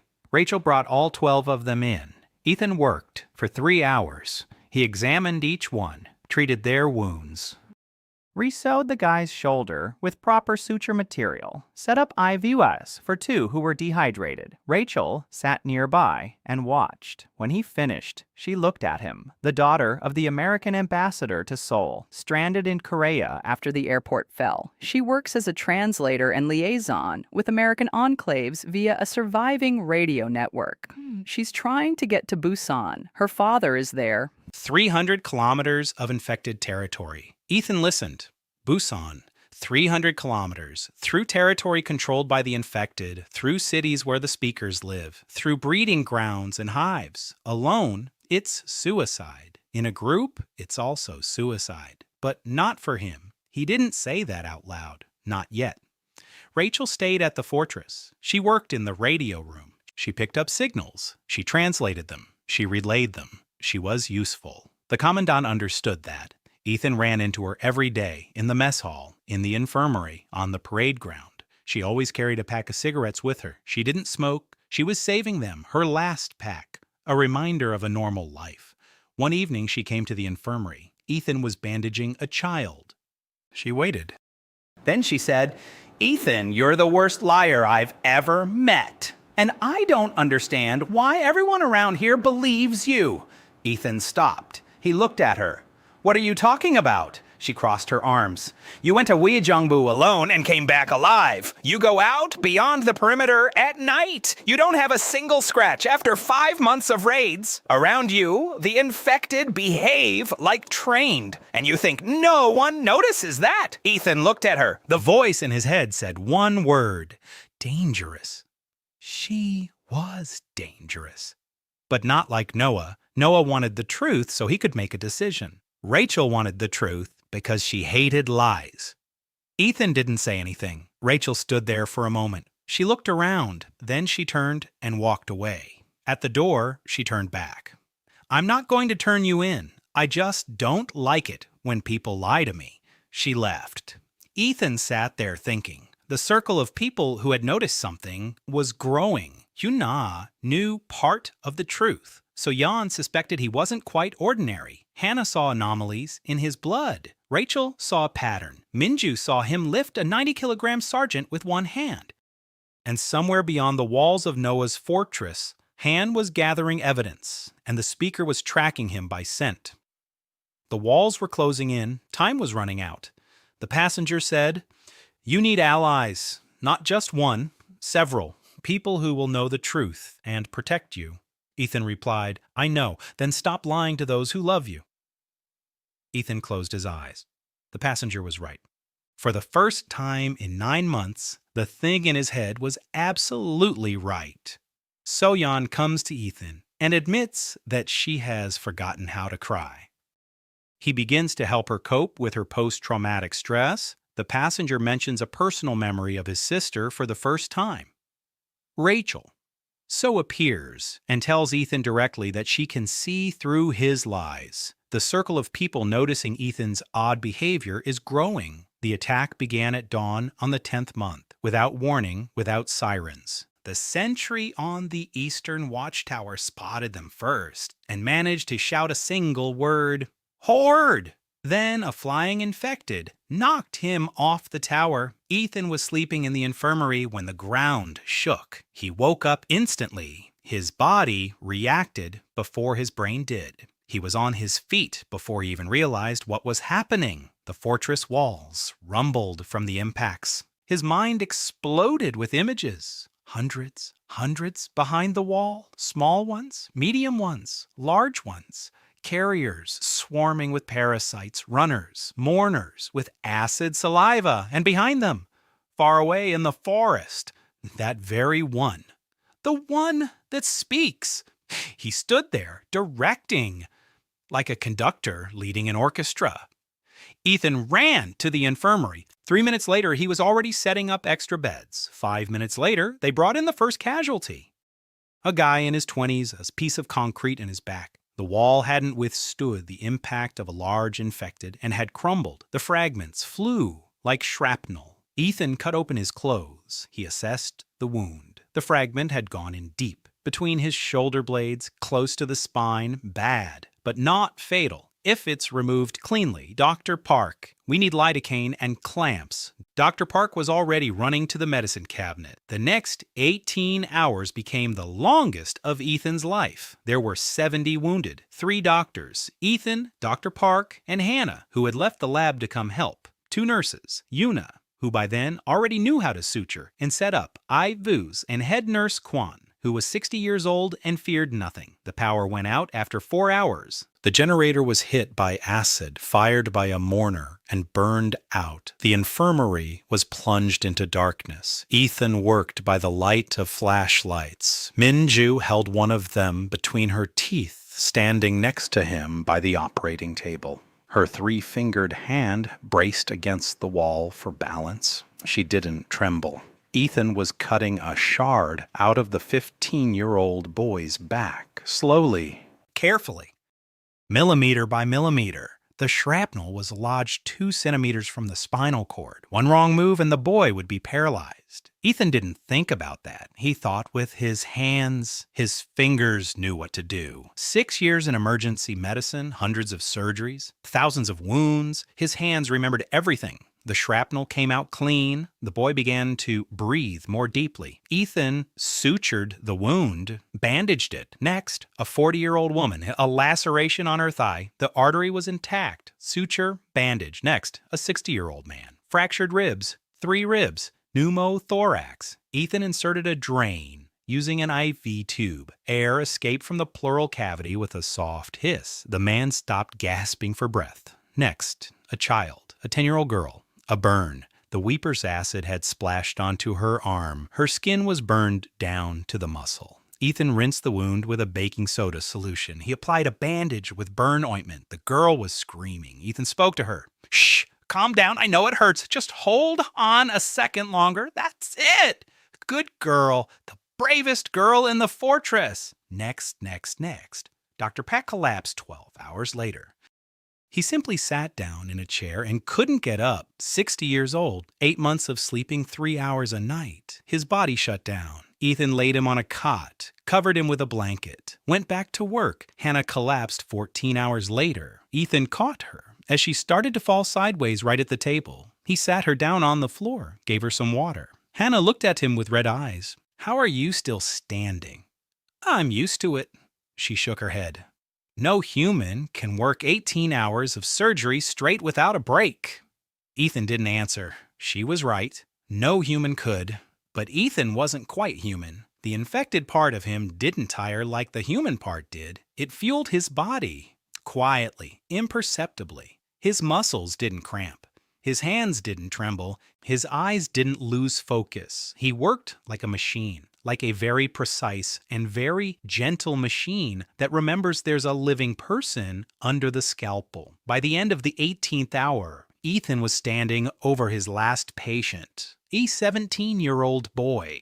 A penetrating abdominal wound, a metal shrapnel fragment from a broken fence. The intestines were damaged.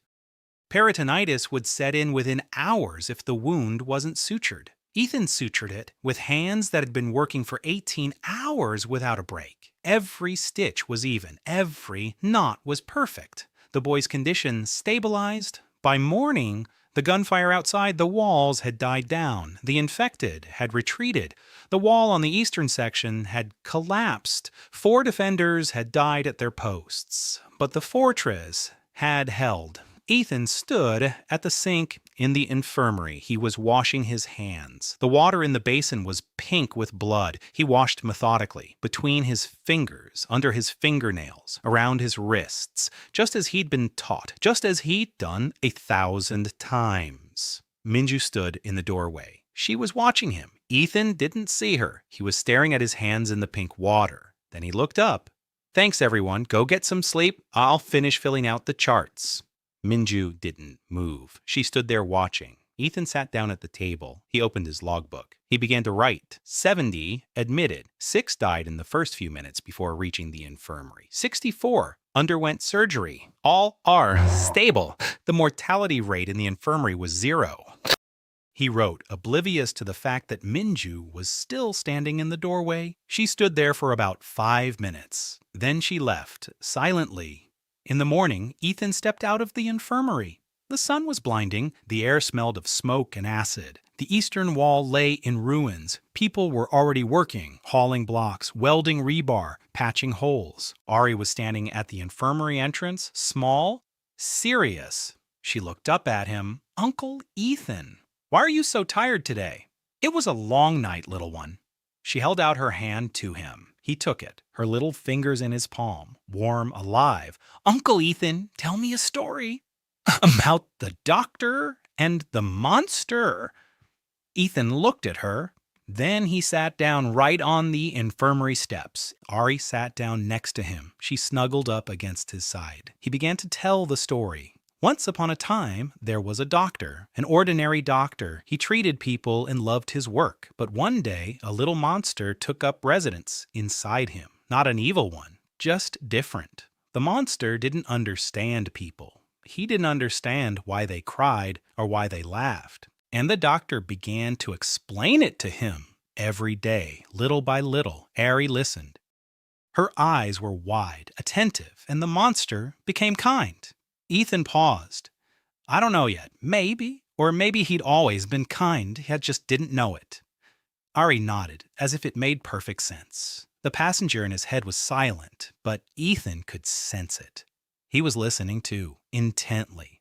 Very intently. Paju Fortress is under a massive attack by the infected, led by the speaker. Ethan works 18 hours straight in the infirmary, saving 74 of the 70 wounded. His superhuman endurance becomes apparent to Hannah and Minju. The morning after the attack, Ari asks him to tell the story about the doctor and the monster, and the passenger listens in silence. A week after the attack, Noah Hun returned. This time without a jeep, on foot, alone, dirty, with a bandaged arm. His convoy had been ambushed 30 kilometers from the fortress. 4 fighters were killed. Noah made it on his own. Ethan met him at the gate. He looked at his arm, a laceration on his forearm, not a bite, shrapnel. 3 days without treatment. It had started to get infected, but it was far from gangrene. Ethan took him to the infirmary. He cleaned the wound. He stitched it up.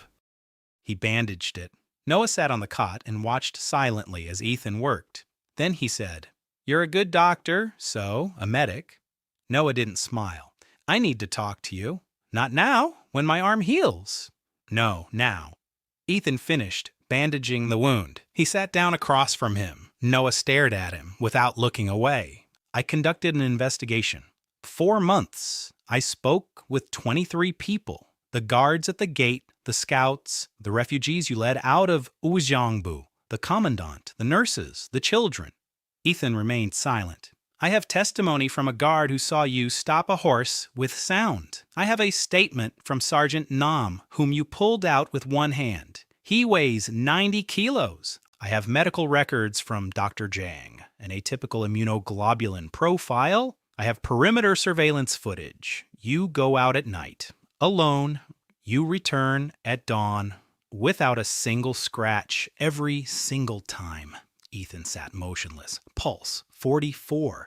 The thing at the back of his neck had shrunk to a dot. Silent mode maximum. Noah took a folded sheet of paper out of his pocket, unfolded it, placed it on the table. It was a list. Names, dates, locations, 8 entries, 8 empties. Next to each name was a mark. Destroyed, transformed, missing. And at the very bottom, a 9th entry. With Ethan, a question mark. Ethan looked at the list. Then at Noah. Noah placed his hand on the gun. He didn't pull it out. He just placed it there. Ethan, you're an empty. Confess, and I promise a quick death. Silence. It was dark outside the infirmary window. A dog barked somewhere in the distance. Someone was coughing in the ward behind the wall. Ethan slowly raised his hand. Noah tensed. His fingers gripped the pistol's grip. Ethan took a notebook out of his lab coat pocket. That very one. The worn-out one, with dog-eared corners. He placed it on the table next to Noah's list. He opened it. 642 names. By that point, already 642. Names, dates, diagnoses, outcomes. Every person he'd saved over the past 10 months. Noah, these are the ones I saved. You know some of them. I pulled your sergeant, Nama, out from under the rubble in March. They're currently removing a piece of shrapnel from his back. He's alive. The little girl from the children's ward, the one who draws you postcards. I brought her in from the highway with a broken leg. She's 8 years old. Her name is Ari. Read it, and then shoot if you can. Noah stared at the notebook. Then he picked it up. He opened it to the first page. He read, slowly. He turned the pages one by one. Names, hundreds of names. He recognized some of them. Corporal Yoon, who was written off with a spinal fracture, but is now walking. The woman from the radio room, whom Ethan had diagnosed with an ectopic pregnancy and operated on in the field. The boy with appendicitis whom Dr. Park wouldn't have been able to save. Noah read for a long time, about 10 minutes. The silence was so thick that Ethan could hear Noah's heart beating, 68 beats per minute. Elevated. Adrenaline. Noah looked up. Ethan stood up, took a step back, and shifted. 3 seconds. His skin turned gray. Plates protruded from his forearms and ribs. His jaw lengthened. His eyes turned black. He stood before Noah, not a man, a creature, with his hands behind his back, calm. Noah jumped to his feet, a gun in his hand, the barrel pointed at his face. His hands didn't tremble. A professional. Ethan didn't move. I wasn't going to show you this. The voice in the infected form was lower, hoarse, but the words were the same. But you have to see it to believe it. I am the one you were looking for, and I am the one who saved all these people. The same creature. Decide for yourself what to do with this. Noah stood with the gun. The barrel was aimed between Ethan's eyes, a meter away. It was impossible to miss. Silence. 5 seconds. 10. 20. Outside the window, it was starting to get light. A gray streak of dawn on the horizon. Noah lowered the gun, slowly, as if his hand weighed a ton. He holstered it. I can't kill you, but I can't not arrest you either. Give me the night. Ethan switched back. His skin became normal. His eyes became normal. A paramedic in a white coat. He nodded. Noah left. Ethan stood in the empty infirmary, alone. His hands weren't shaking. The passenger was silent. Then he said quietly, You took a risk. I know. He could have shot you. I know. Why do you trust him? Ethan paused. Because he's a good person. He used to be. The passenger fell silent. By morning, Noah had returned. Not with a gun, with a piece of paper, an order to establish a classified research protocol. Ethan was placed under Major Khan's direct command. Officially, due to his unique medical expertise, 4 people would have access to the protocol's materials: Noah, Hannah, and 2 others of Ethan's choosing. Ethan named Minju and Yuna.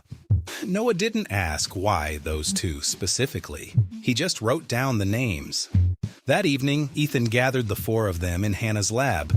He closed the door and told them everything. From the very beginning, the bite, the cuvette, the gray skin, the switch, the passenger, the cores, the pheromone language, silent mode. Everything. He spoke for 20 minutes. No pauses, no excuses, just the facts. Minju listened in silence. Her arms were crossed. Her face was stony. Una sat in the corner. She stared at her hands. Hannah stood by the wall with a mug of coffee. Her glasses had slipped to the tip of her nose. Noah stood by the door, hands behind his back. When Ethan finished, the silence lasted a minute. Then Minju said, "You lied to me." "Yes." 10 months. "Yes." She fell silent. Then, "The gun you made for me." "You knew I couldn't hold a regular one because you saw my hand, not as a doctor, but as a being with a different kind of vision." Ethan nodded. Minju looked at him for a long time. Then she said, "You're a strange person, so Ethan, but you're our strange person. And if anyone tries to take you away, they'll have to get past me." Una raised her head. She looked at Ethan. "I knew from the very first day, from that alley in Weijongbu." Hannah adjusted her glasses. "I have 47 questions. Let's start with cellular structure." Noah stood by the door and remained silent. Then he said, "I'm still not sure this is right. But 642 names is an argument I can't argue with." Ethan looked at them. Four people who knew the truth, and not a single one of them looked away. The first 3 weeks after the revelation were spent working. Hannah got what she'd been dreaming of for 2 years, a living specimen, patient 0. Ethan. He came to the lab every evening. Hannah drew blood from him in both forms. She compared them. She took notes. She plotted graphs. The difference between his human and infected blood was enormous. In his human form, his cells looked almost normal. Slightly altered membranes, slightly atypical mitochondria, but overall human. In his infected form, the blood changed completely. The cells doubled in size. Structures appeared that aren't found in any known organism. Hemoglobin was replaced by something else, something that carried oxygen 3 times more efficiently. Hannah looked through the microscope and cursed quietly in English. "This is impossible. It's literally impossible." And yet, Ethan sat in a chair and waited for her to finish. The passenger in his head watched Hannah with interest. She's smart. "Yes, she'll find the answer. Maybe. She'll find an answer you won't like. Maybe." Hannah found the first answer a week later. The transition zone. The very one Ethan had told her about months ago. The area at the border between human and infected tissue. In ordinary bite victims, this zone exists for a few hours. Then the infection wins out and the replacement becomes complete. In Ethan, this zone was stable, constant. It didn't move, it didn't grow, it didn't shrink, like a front line that had frozen in place. Hannah called it a barrier. Something in Ethan's body was holding the infection in place. It wasn't killing it. It wasn't letting it win. It was just holding it back, like a wall between 2 countries that had agreed to a truce. The question was, what was creating this barrier? Hannah worked on it day and night. Ethan helped as best he could. The passenger offered hints, but not everything. Sometimes he would fall silent when Hannah got too close to something. Ethan noticed this. "You know the answer." The passenger remained silent. "You know, but you're not saying." Silence. "Why?" "Because you're not ready." Ethan didn't argue. Alongside his research, he continued to work in the infirmary. He went out with the reconnaissance team. He brought people back. In the 3 weeks following the revelation, he brought 12 more survivors to the fortress. Now he could operate openly in front of the 4 who were in on the secret. Minju covered his sorties. Una provided an alibi at the infirmary. Hannah documented everything. Noah covered up the Southern Alliance's tracks. The work became easier, but more dangerous, because the speaker hadn't gone away. After the attack on the fortress, Ethan sensed his presence. Not close, far away, 20 kilometers to the south, but constantly, like a radar scanning the space, searching for one specific signal. The passenger said so. He calls himself the First. How do you know? I can hear him. Far away, but I hear him. He's sending a signal. Not an attack, an invitation. He wants you to come. Ethan jotted it down in his notebook. The speaker, self-identified as the First, sending a pheromone signal. Radius unknown. Nature of the invitation, non-aggressive. A month after the disclosure, Rachel came to see Ethan in the infirmary, in the evening, alone. She closed the door. She looked at him. "Are you going to tell me or not?" Ethan looked at her. "Rachel." She folded her arms. Minju knows. Yuna knows. Dr. Jang knows. Major Han knows. I see how you exchange glances. I see how you lock yourselves in the lab in the evenings. I see how Yuna covers for you when you leave at night. I'm not stupid. So Ethan remained silent. Rachel stepped closer. I've been stuck in this fortress for 4 months. My father is in Busan, 300 kilometers away. You're the only person who can get me there. I know that. You know that. But you don't trust me because you're afraid I'll run off and tell everyone. Ethan looked at her. She was right. On all counts, the passenger said. Tell her she won't run away. Why do you think that? She smells right. People who betray others smell sour. She smells clean.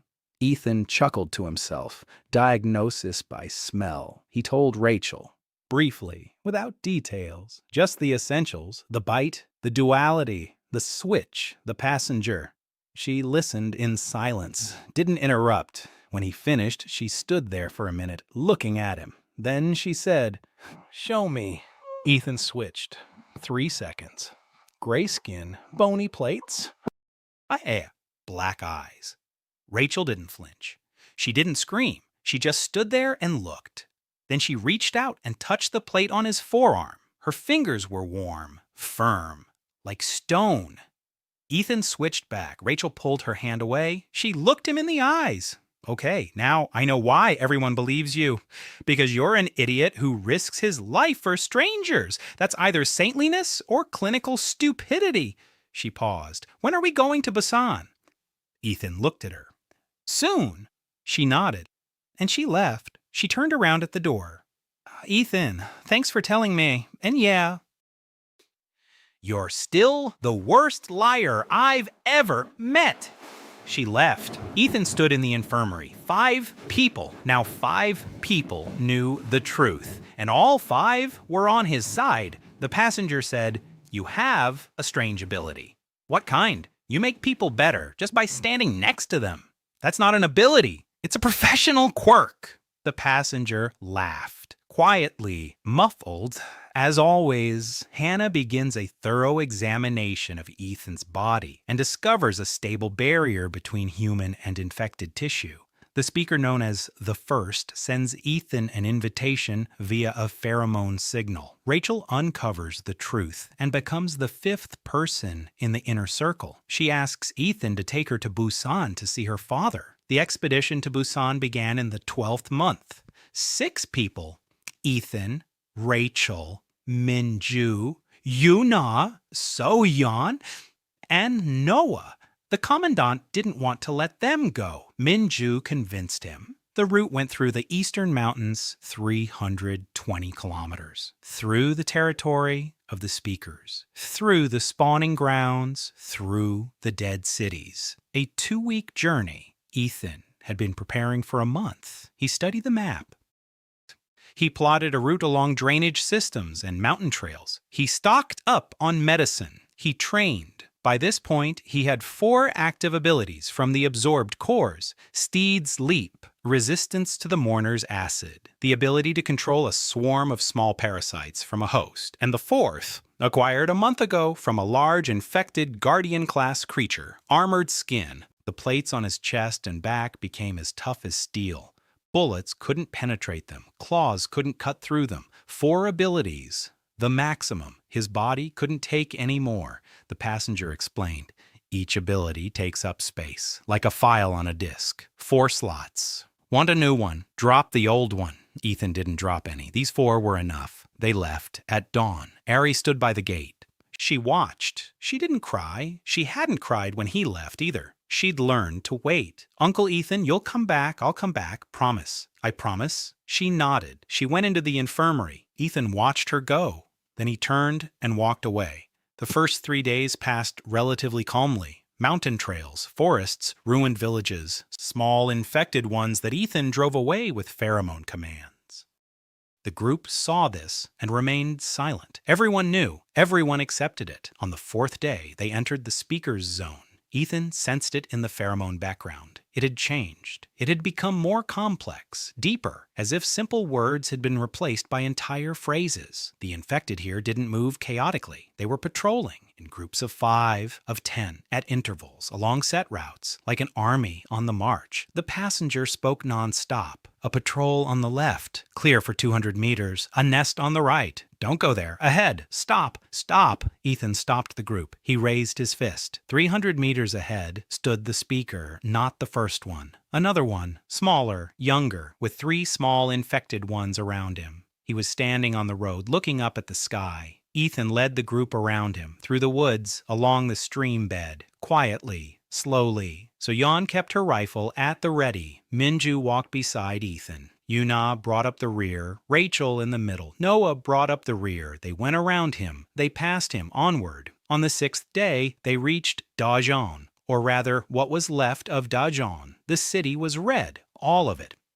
Every building was covered in vines. Every street was shrouded in a membrane. Sprouts as thick as trees jutted out from the ground. A sour mist of pheromones hung in the air. Ethan stopped the group. We can't go through the city. It'll take us 3 days to go around it.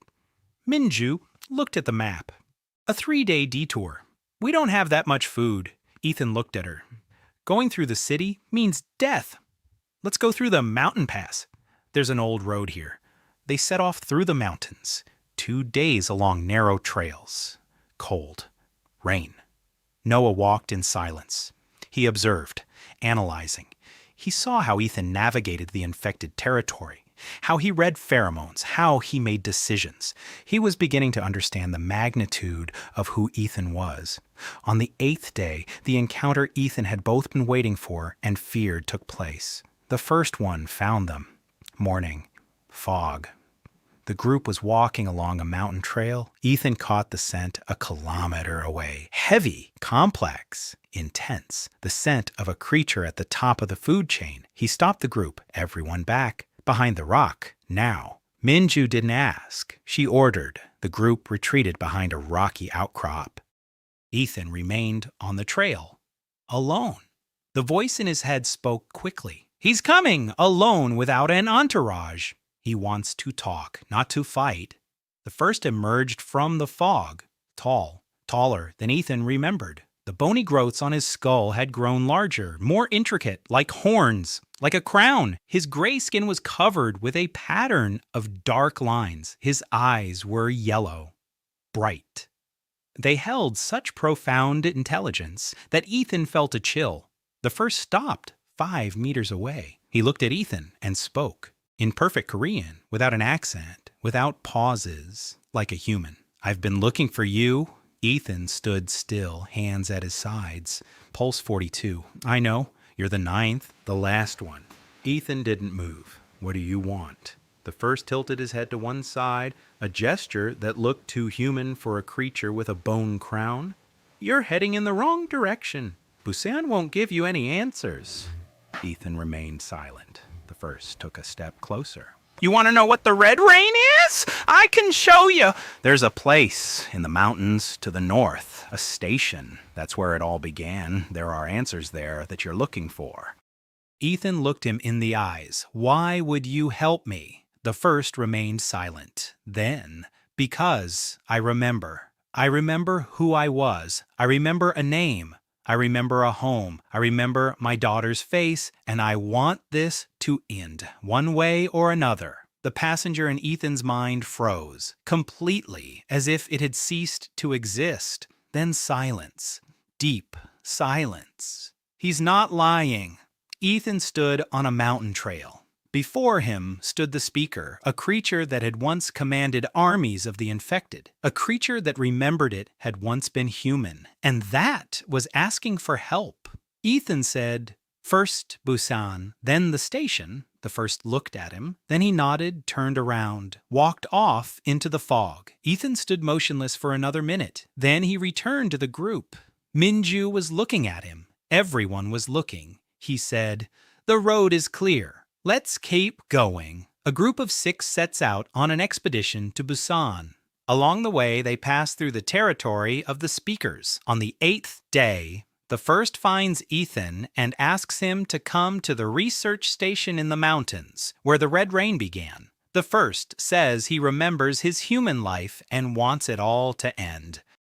Ethan agrees, but first Busan. Busan greeted them with walls, tall ones, concrete ones, with barbed wire on top and machine gun nests every 10 meters. The Busan fortress was the largest enclave in the south, 3,000 people, a military base, a port, a radio station, a hospital. This was the headquarters of the Southern Alliance.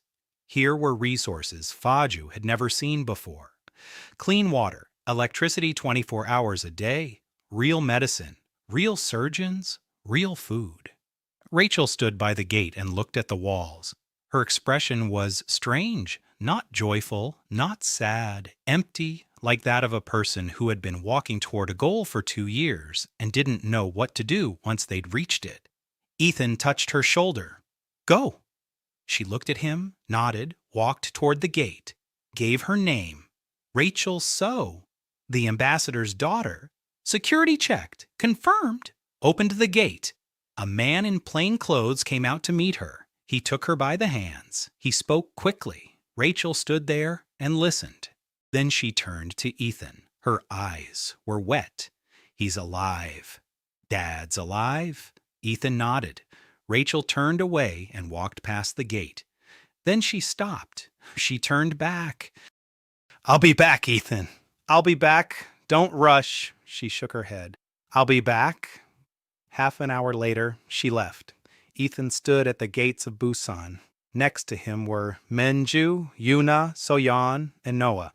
They were offered the chance to stay.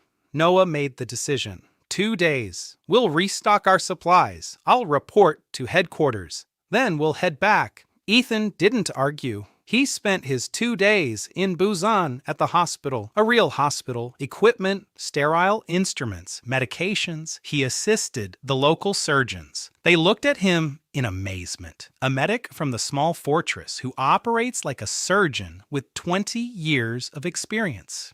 Ethan didn't explain, he just worked. On the second day, Noah summoned him to headquarters, behind closed doors, one-on-one. I reported to command. About you. Ethan froze. Noah raised his hand. Not everything. I reported that I have a source of intelligence on the behavior of the infected. A living source. He didn't give a name. He didn't specify the nature of the source. Just a source. Command is interested. They want to know about the speaker's plans, about the station in the mountains, about the Red Rain. Ethan looked at Noah. "You want me to go to the station?" Noah nodded. "Command will allocate resources, transportation, weapons, cover, an expedition to the presumed impact site of the Red Rain, an official mission of the Southern Alliance." Ethan thought. The passenger was silent. Then he spoke softly. "He's right. You need to go. You know that." Ethan knew the station in the mountains, the beginning of it all, the answers he'd been searching for since day one. What the Red Rain is, where it came from, why some die while others become two-sided. Why, out of the 9, only he survived. All right. But first, I'll go back to Paju. Noah nodded. On the 3rd day, they left Busan.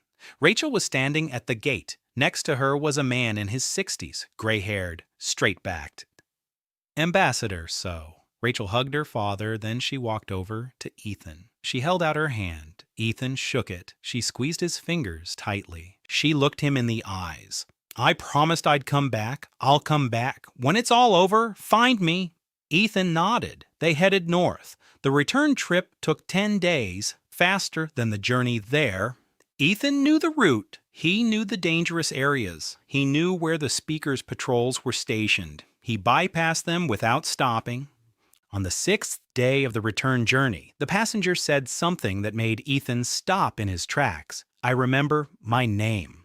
Ethan froze. The group had moved 10 meters ahead before Minju turned around. "Ethan, it's okay. Yeah, just a second." He stood there. The passenger was silent. Then, Jong Hyun Won. My name was Jong Hyun Won. I was a doctor. an infectious disease specialist. I worked in Seoul at the Institute of Epidemiology.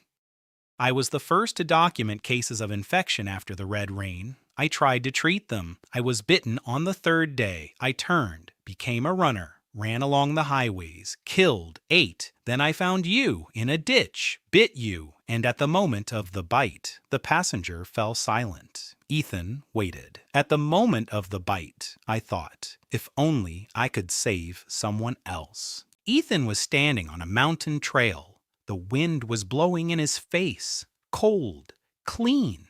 John Hyun-won, Dr. John Hyun-won. He knew that name. He'd heard a lecture at the university. A brilliant infectious disease specialist, a friend of his father's.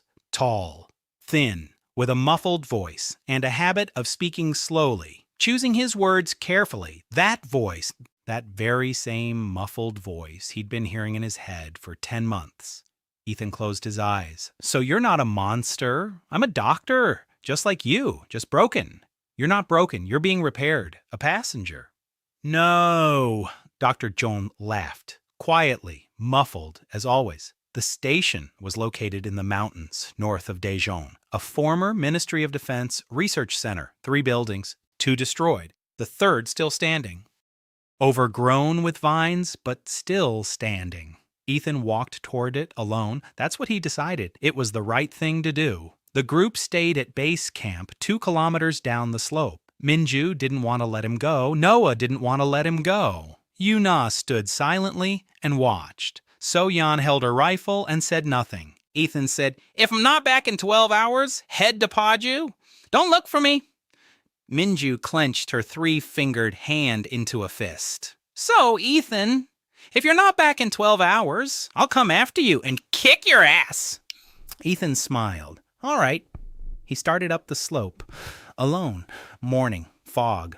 Vines covered the trees around the trail. Thick. Pulsating, the outlines of bodies could be made out within it. Faces, hands, open mouths. Ethan walked past without looking. The first was waiting for him at the entrance to the building, standing motionless, hands behind his back, a bone crown on his skull. Yellow eyes, not a single infected person around him. He had come alone, just as he promised. You came. Ethan stopped. You came. The first turned and entered the building. Ethan followed him. It was dark inside. Ethan switched modes. Night vision bathed the world in silver light. A long corridor, doors on either side, smashed equipment, papers on the floor, bullet marks on the walls. There had been a fight here. A long time ago, in the early days. The first man led him downstairs. Down the stairs, 3 floors underground, the basement level, an armored door, open. Beyond it, a large hall, and in the center of the hall, Ethan stopped. In the center of the hall stood a container, glass, cylindrical, 2 meters tall, 1 meter in diameter. The container was empty inside. On the floor around it were traces of a red substance, dried up, darkened, scarlet aerosol, red rain. This is the place, the first one nodded. This is the lab. This is where they created it. Ethan looked at the container, then at the walls, shelves with folders, desks with computers, dead, powered down. But the folders were paper. He walked over, opened the first one. Read. Dr. John was reading it in his head too. Silently, eagerly, Project Genesis, classified as top secret, Ministry of Defense of the Republic of Korea, a new generation biological weapon, an aerosol agent for restructuring biological tissue.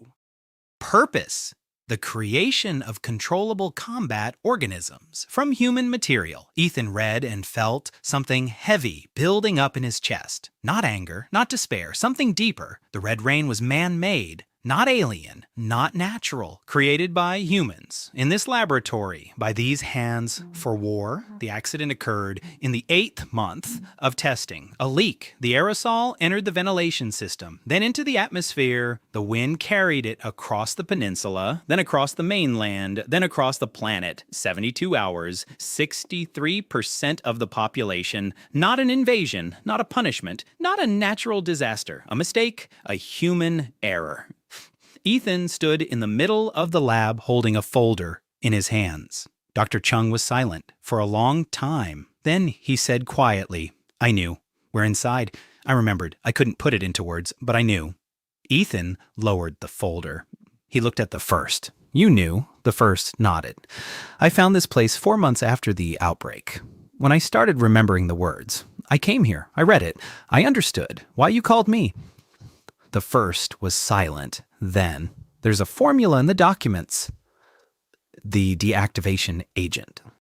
The reverse aerosol. It was developed in parallel, as a control measure, in case the weapon got out of control. He turned toward the far wall. There stood a second container, smaller than the first, sealed, intact. Inside was a blue liquid. Ethan walked over. He looked at it. He read the label. Agent B, reverse replacement protocol, dosage, method of application, expected effect, return of replaced cells to their original state, partial. The percentage of recovery depends on the stage of replacement. Early stages, up to 80%. Middle stages, up to 40%. Late stages, irreversible. Ethan stared at the blue liquid in the container. "It's a cure." The first shook his head. "It's a chance. Not a cure. A chance. For those in the early stages. For those who haven't gone too far. For me." He looked at his hands. Gray, with bony growths. "It's too late for me, I know, but for others." He looked at Ethan. "For those who still remember." Ethan stood before 2 containers. Red rain and its antidote. The disease and the cure. Created by the same hands, in the same lab, for the same purpose. War. And now they stand side by side in the basement of a ruined world, waiting for someone to decide what to do with them. Dr. John said, "Take it, bring it to Hannah. She'll understand the formula. She'll be able to reproduce it." Ethan nodded. Then he looked at the first. "What are you going to do?" The first remained silent for a long time. "What I must. I have thousands under my command. They won't stop on their own. Someone has to stop them or take them away, far from people." Ethan looked at him. "You'll take them away." The first nodded. "North, into the mountains, far from the fortresses, far from people, to a place where no one is." Ethan stood there, staring at the creature before him, a talking monster, a killer, the commander of an army of the infected, and a man who remembered his daughter's name. "What was your name?" The first looked at him, quietly, calmly. "Park Junho. I was a teacher, elementary school, 3rd grade." Ethan nodded. "I'll remember." He picked up the container of blue liquid. Heavy, 15 kilograms. He wrapped it in a cloth, secured it to his back. He took all the folders with the documentation, put them in his backpack. He turned toward the exit. The first stood motionless. Ethan stopped in the doorway. He looked at him. "If Hannah can reproduce the formula, if we find a way to spray it. For the early stages, this is a chance." The first nodded. "For the early stages." Ethan left the building. He climbed the slope. The fog was lifting. The sun was breaking through the red haze. He was walking toward base camp. The container pressed against his back. The folders rustled in his backpack. Dr. Chung was silent. Then he said quietly, "You know what this means for me, too." Ethan kept walking without answering. If the formula works, if the antidote destroys the infected cells, then it will also destroy the barrier inside Ethan's body and the passenger and Dr. Jan Hyunwan, who had lived inside his head for 10 months, taught him, helped him, argued with him, told bad jokes, became closer to him than anyone alive. Ethan walked along the mountain trail and said nothing. Dr. John was silent too. Then he said, "That's right. No, it's necessary. There's a difference. There is, but the result is the same. Silence. Ethan kept walking. Then he said, I'm going to miss you. Dr. Gian paused. Me too, but you'll manage. You're a good doctor, a paramedic. Dr. Gian laughed for the last time, quietly, muffled as always. Ethan walked down to base camp. The group was waiting. Minju was standing at the front. She looked at the container behind him. What's that? Ethan set the container on the ground. He looked at them, the 5 of them. Minju, with her 3-fingered hand and the eyes he loved. Yuna, quiet and loyal. Soyeon, who had learned to smile again. Noah, who had chosen the right side. And somewhere in Busan, Rachel, who had promised to return. And in Paju, Ari, who is waiting, who is always waiting. This is the cure. Not complete, not perfect, but a chance. For the early stages of infection. Maybe for 30%, maybe for 40%. He looked up at the sky. A red haze hung over the mountains, as always, just like the last 14 months. We need to get this to Hannah. She'll understand the formula. She'll be able to reproduce it. And then... He didn't finish. Minju finished his sentence for him. Then we'll start treating people. Ethan nodded. They headed north, toward Paju, toward home. The journey took 10 days. Ethan walked, carrying the container. 15 kilograms, blue liquid. A chance. On the 9th day, they saw the walls of the fortress. A small figure stood by the gate. Ari. She'd been waiting every day. Every morning she'd go out to the gate and stand there, staring down the road. Ethan saw her 200 meters away. She saw him. And she ran. Her little legs pounding the cracked asphalt. Her hair flying behind her. She ran without shouting. She just ran. Ethan set the container down on the ground. He crouched down. Ari crashed into him at full speed. She wrapped her arms around his neck, clung to him. He lifted her up. Light, warm, alive. Uncle Ethan, you're back. I'm back. You promised. I promised. She pressed herself against him. He held her and looked at the walls of the fortress. At the people coming out toward the gates. At Minju, who stood nearby and looked at him with that same gaze. At Yuna, who was smiling quietly. At Yeon, who had tucked her rifle behind her back and was wiping her eyes with the back of her hand. At Noah, who stood slightly to the side and nodded. Dr. Jeon said one last time, "Work first, psychosis later." Ethan smiled. He set Ari down on the ground, took her by the hand, picked up the container, walked toward the gate, toward the infirmary, toward Hannah, toward work. The shift wasn't over yet, but for the first time in 14 months, he knew it would end. Not today, not tomorrow, but it would end. And when that happened, he'd wash his hands, take off his scrubs, and go home. Well, but for now, work first.